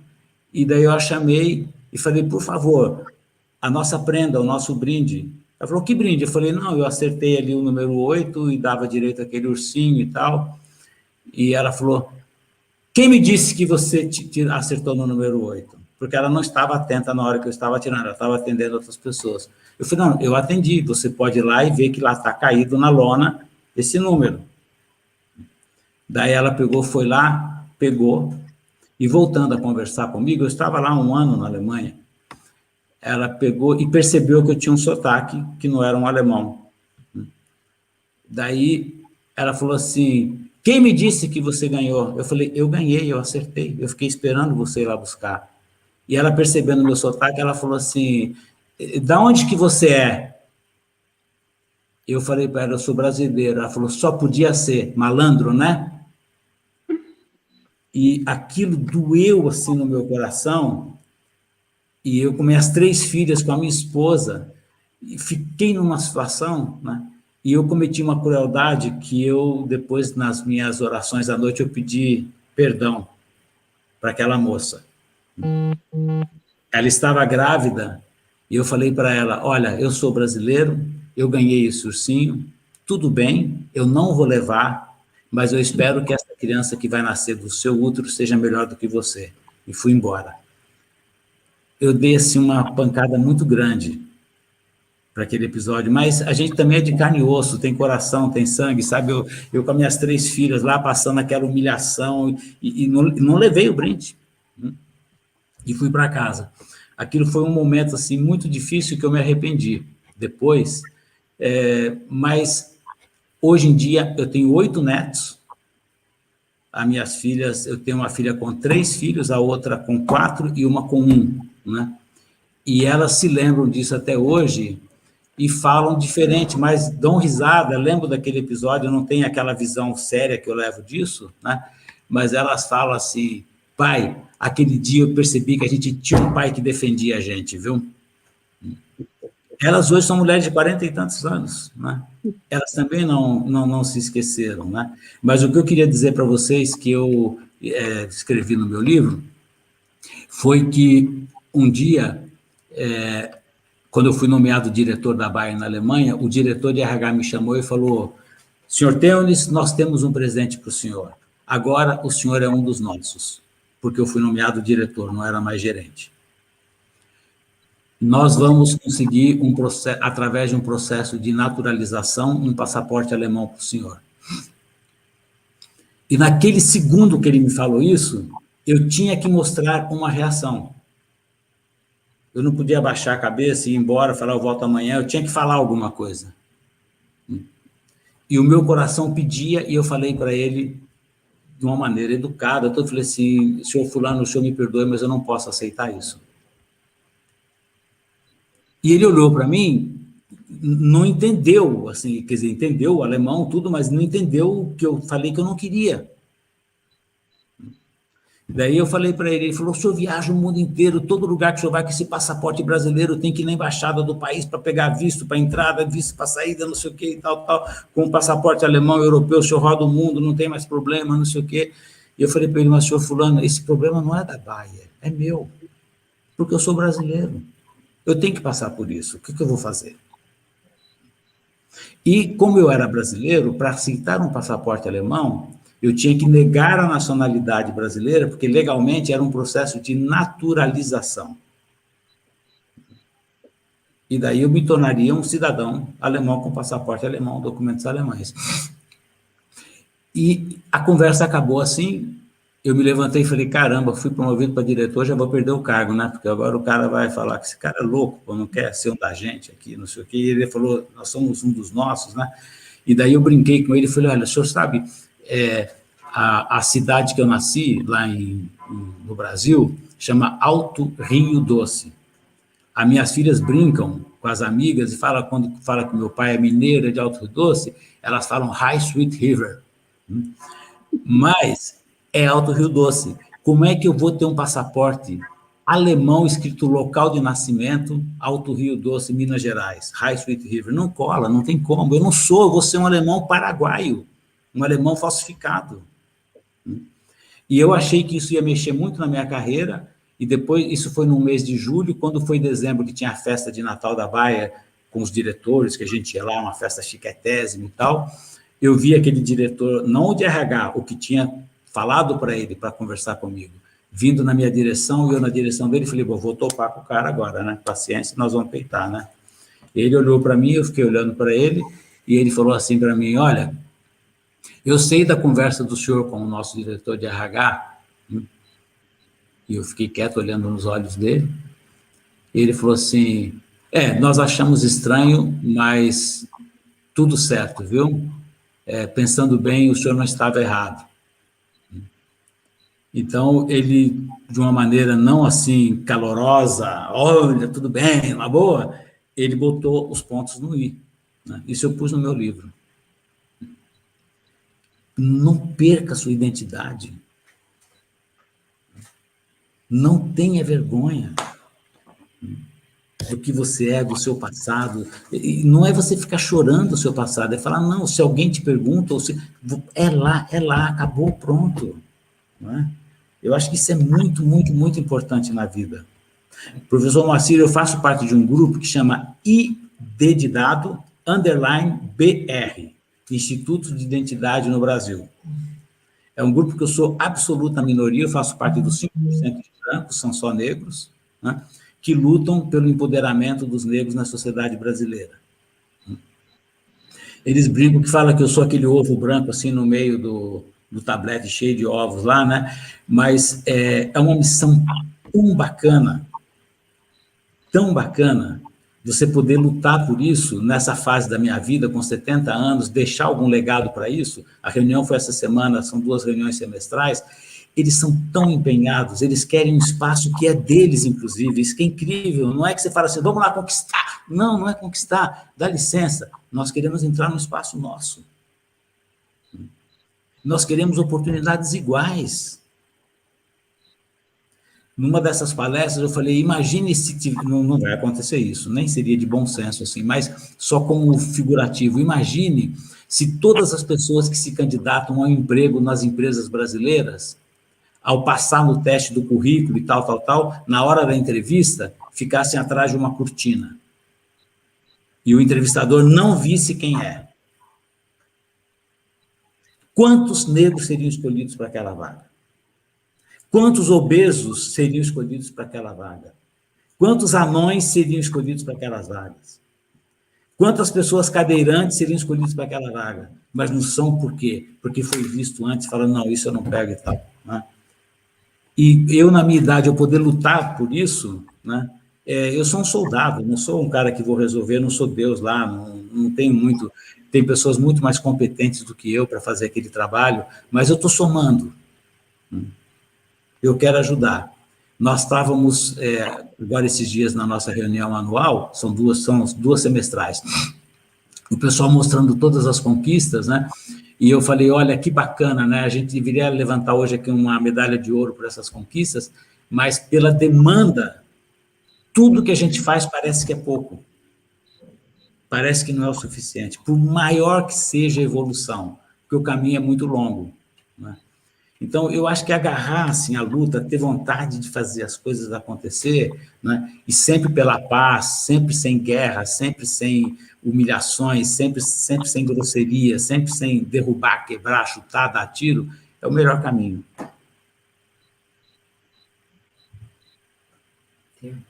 Muito bom. Eu tenho aqui 3 perguntas, separei 3, da nossa plateia virtual.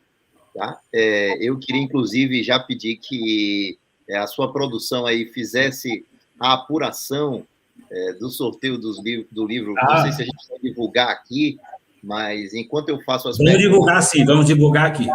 Vamos divulgar, ótimo. Então, eu tenho 3 perguntas aqui. A primeira é de Erjane Adorno. Ela pergunta, Eunice, o senhor se tornou executivo de uma grande empresa, trabalhou duro, conseguiu uma carreira de sucesso. O senhor pensou em ser empresário e construir uma empresa do zero? Essa é uma pergunta. Vou fazer logo as 3. Eu tenho a de Magali Sacramento. Existe algum desafio na sua trajetória profissional na Alemanha que a sua família foi o porto seguro, o seu porto seguro?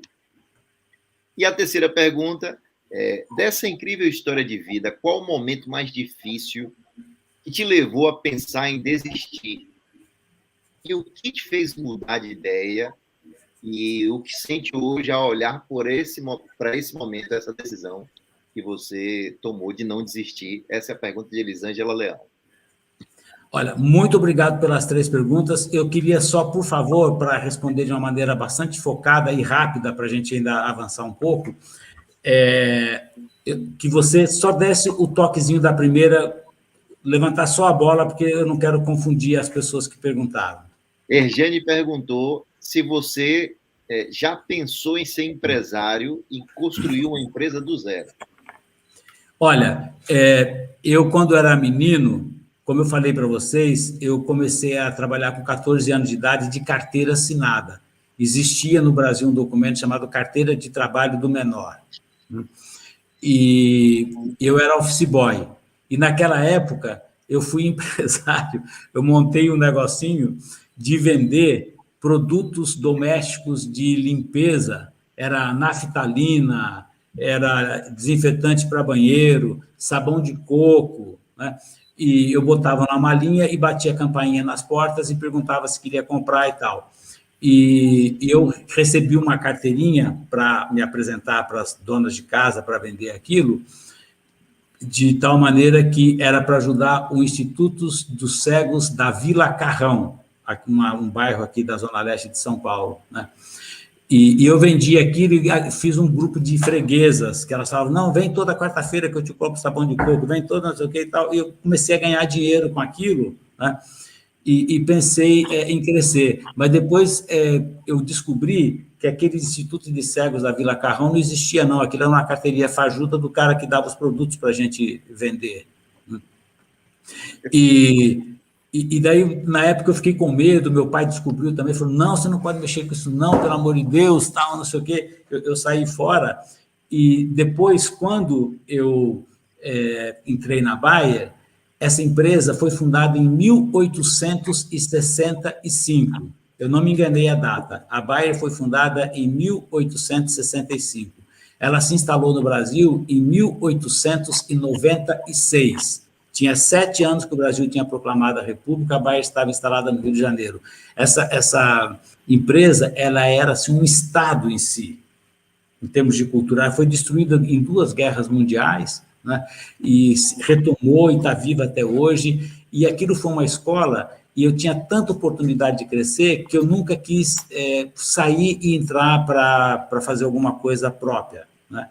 E o que eu faço hoje em dia próprio, que eu gosto, e também financeiramente para mim é muito interessante, é mexer com construção civil.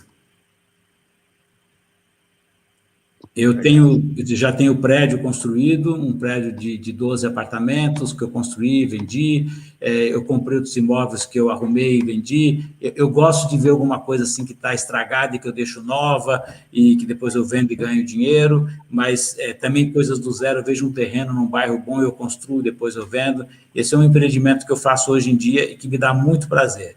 Ver de um mato, de um chão, nascer lá e depois de 2 anos está um prédio pronto sendo vendido. Curto muito isso. A segunda? A segunda é de Magali Sacramento, e ela pergunta se existiu algum desafio na sua trajetória profissional na Alemanha que a sua família foi o seu porto seguro. Olha, a minha família, ela era fundamental para a minha história.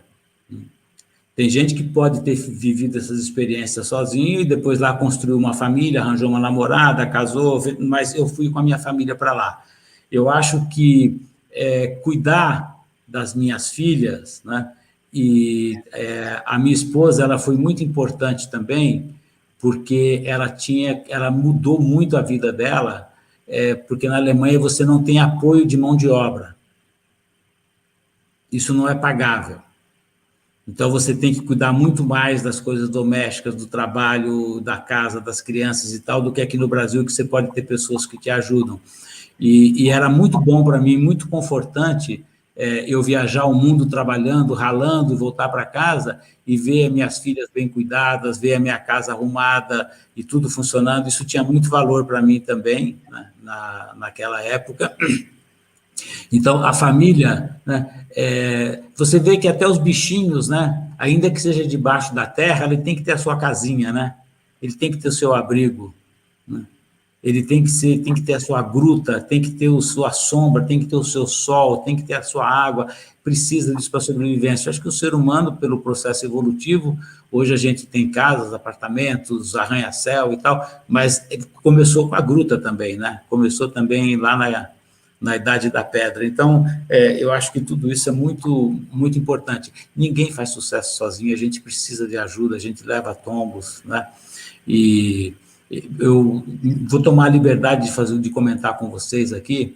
Eu era presidente da Bayer Polímeros aqui no Brasil, no auge da minha vida profissional, conquistando todas aquelas medalhas das Olimpíadas profissionais que eu tive, né? E um belo dia, isso está no meu livro, não vou contar a história inteira para vocês, eu com 48 anos de idade, eu sem sentir nada, fazendo check-up médico, eu fui diagnosticado com um câncer de próstata.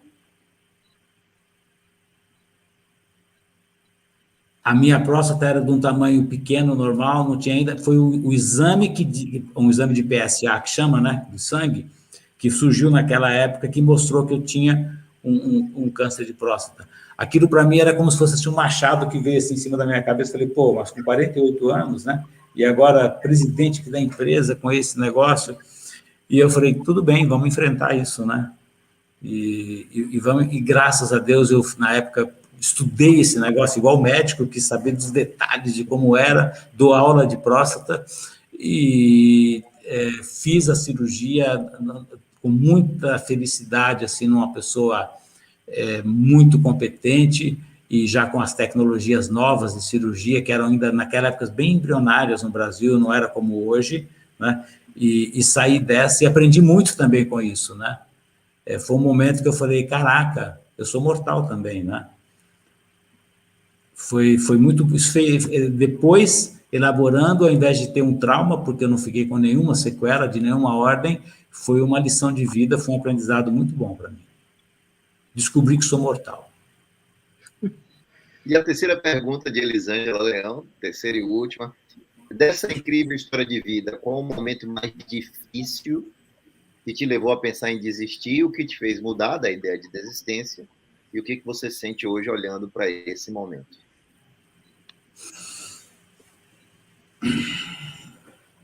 Olha, o momento mais difícil, com certeza existiram muitos, né? Que são os tombos que a gente leva na vida, mas eu acho que quando você cai, você tem que levantar rápido também, né? Você não pode ficar lá tombado, falando, agora estou nessa fossa aqui, caí nesse barro. Não, levanta, vai sujo para casa, toma banho e sai fora, acabou, pronto. Eu acho que você tem que ter essa rapidez de reagir quando você leva os seus tombos. Eu não tenho agora assim, uma coisa para contar muito, muito forte, mas eu acho que eu tive... Meu pai e minha mãe, meus pais, eles foram muito importantes na minha vida. Acho que as pessoas mais importantes da minha vida, a minha mãe era muito carinhosa, muito guerreira, muito assim, de pegar, de dar beijinho, de abraçar, de fazer carinho, e meu pai não. Meu pai era uma pessoa mais seca, como naquela época os homens eram mais machões e tudo, mas ele era um exemplo. Só de você observar, ao longo do tempo, as pequenas atitudes dele, as grandes atitudes, eram um exemplo, né? Eu fui diretor financeiro da Bayer. Você imagine que mundo que eu vivi como diretor financeiro, de bajuladores, de bancos querendo negócio, de pessoas querendo coisas erradas, né? E você ficar firme nas suas atitudes, nas suas coisas. Tem um capítulo sobre isso no meu livro, que eu falo de um episódio, só não menciono o nome do banco. E você poder botar num livro, sabe, essa história, né? De falar, não, você está falando com a pessoa errada, aqui não vai acontecer isso, não. E são coisas que levam a gente, aos 70 anos, né? Tá pensando assim, feliz, solto, leve, sem fantasmas perseguindo, né? E querendo fazer o bem, ser muito agradecido. A gente tem que agradecer muito, muito, muito ao passado da gente. E agradecer não é só rezar, não, é você retribuir, é você devolver. Olha, o e-mail que eu recebi ontem do padre, Emanuel, né? Como é que eu... Sabe? Manuel.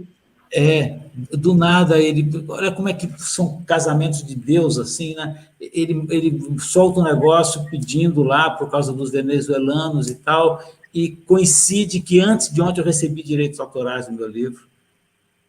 E quem viu lá o depósito que eu fiz na conta ontem, até o centavo, acho que é 13 centavos, eu coloquei para ser cheio. Não pode nem falar, não, mandei parte, não mandei tudo. E para ele. Que bom que é fazer o bem. Vocês acham que eu não ganho com isso?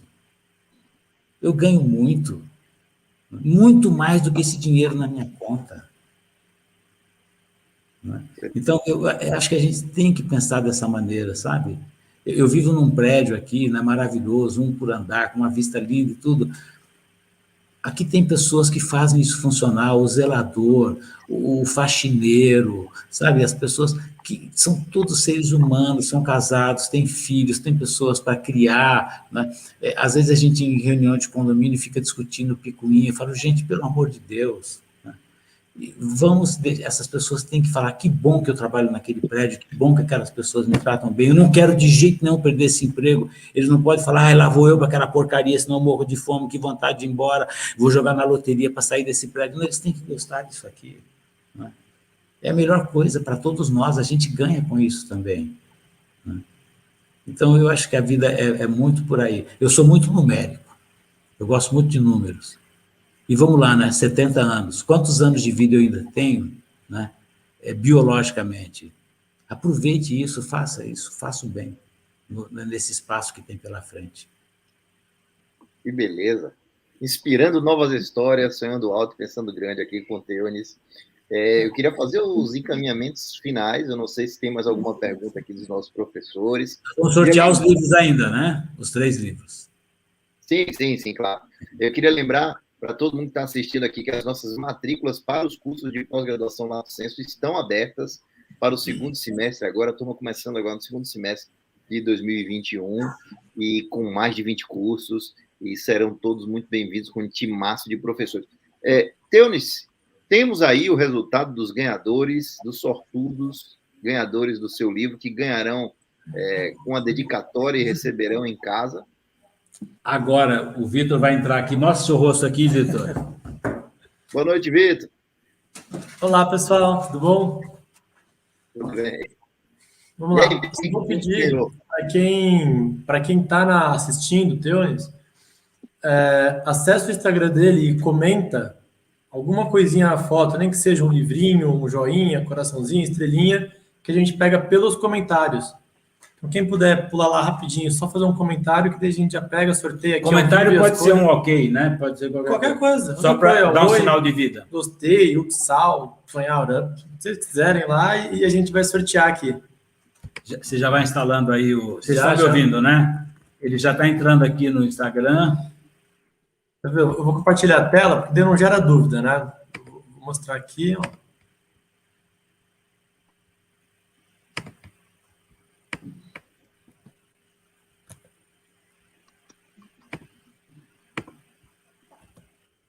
Ninguém é dono sozinho do sucesso, né? Aí, Vitor, aí... Vocês estão conseguindo ver? Tá vendo? Então, assim, eu só preciso que vocês façam os comentários ali, qualquer coisa, tá? Não tem uma exigência. E pelos comentários a gente pega os ganhadores, tá? Dá um tempinho quando a gente acessa aqui para vocês irem comentando.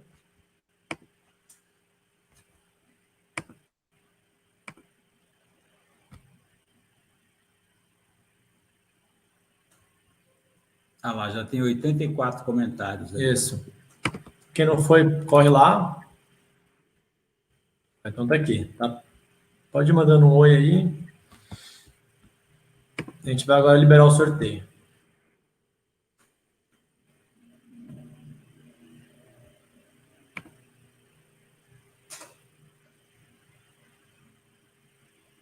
Eu comentei.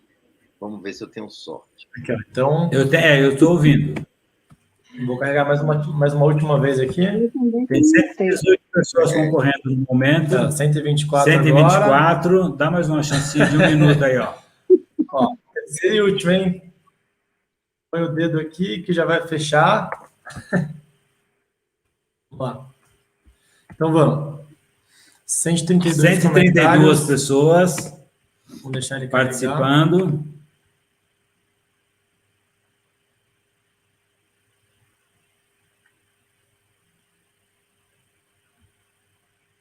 Então vamos lá. Olha, vocês estão me ouvindo? Sim. Ótimo.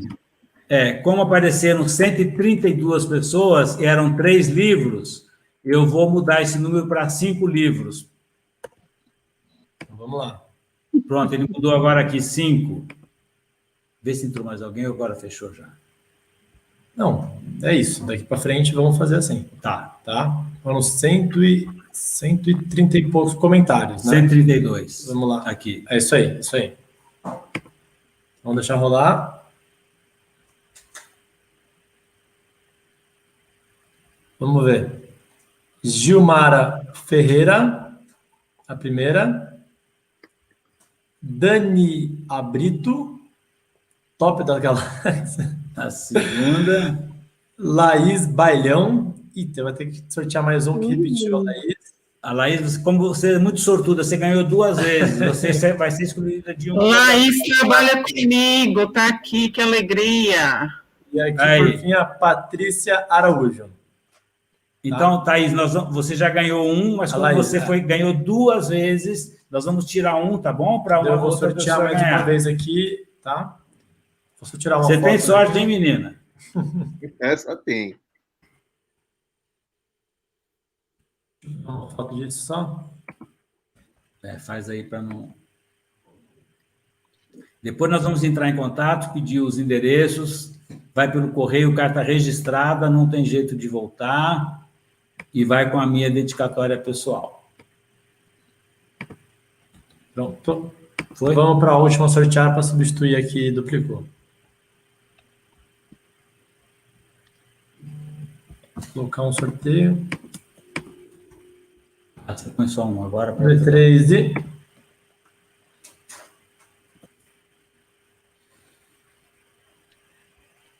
Diego Dias 94, ó, positivo, ganhei.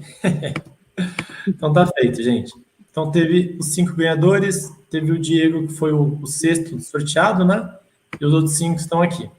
Foi a Gilmara, a Dani, a Laís e a Patrícia. Vamos repetir de novo, só para não ter nenhuma confusão, porque depois fica gravado também. Olha, Gilmara Ferreira Santos, Dani A. Brito, sobe um pouquinho, por favor. A Laís. Laís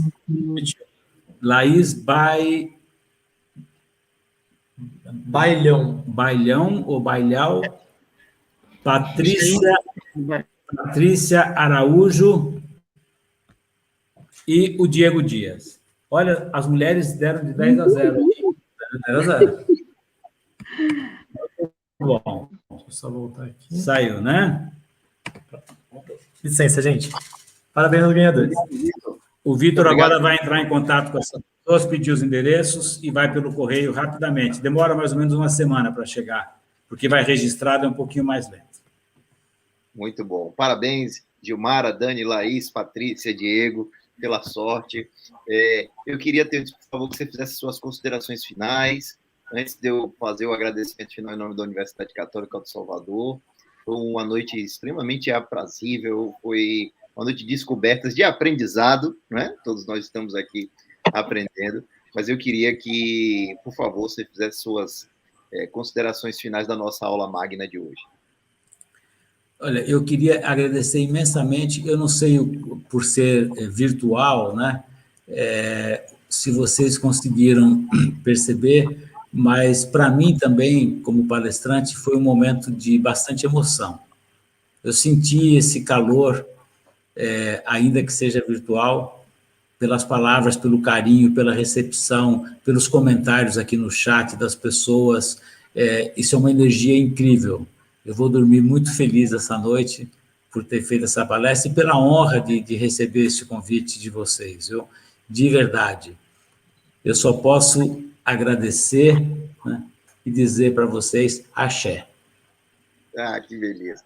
A gente que agradece, eu queria agradecer a presença da professora Silvana, do professor Moacir, da professora Eliana, de todos que estiveram aqui com a gente até esse momento, a Vitor, pelo auxílio no sorteio, a toda a equipe técnica que fez aqui a nossa aula magna de hoje, você que está com a gente até agora, participando através do YouTube, fazendo comentário, e queria lembrar que estão abertas as matrículas para os nossos cursos de pós-graduação.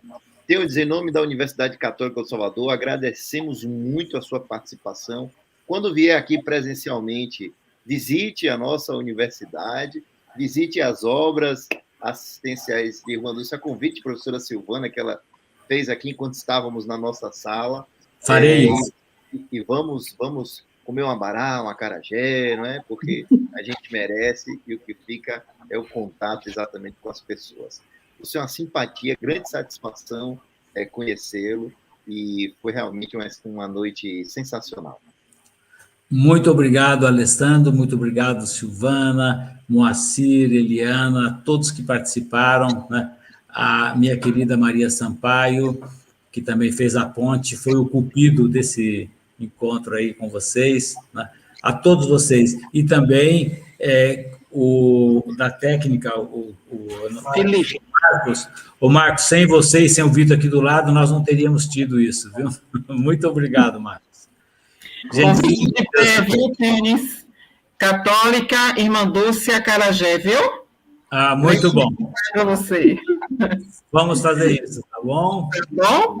Obrigada, querido. Obrigada, Tênis. Muito obrigado, Tênis. Muito obrigado. Muito obrigado a todos. Boa noite. E assim encerramos a nossa aula magna dos cursos de pós-graduação lá do Centro. Grande abraço, boa noite a todos. Tchau. Tchau.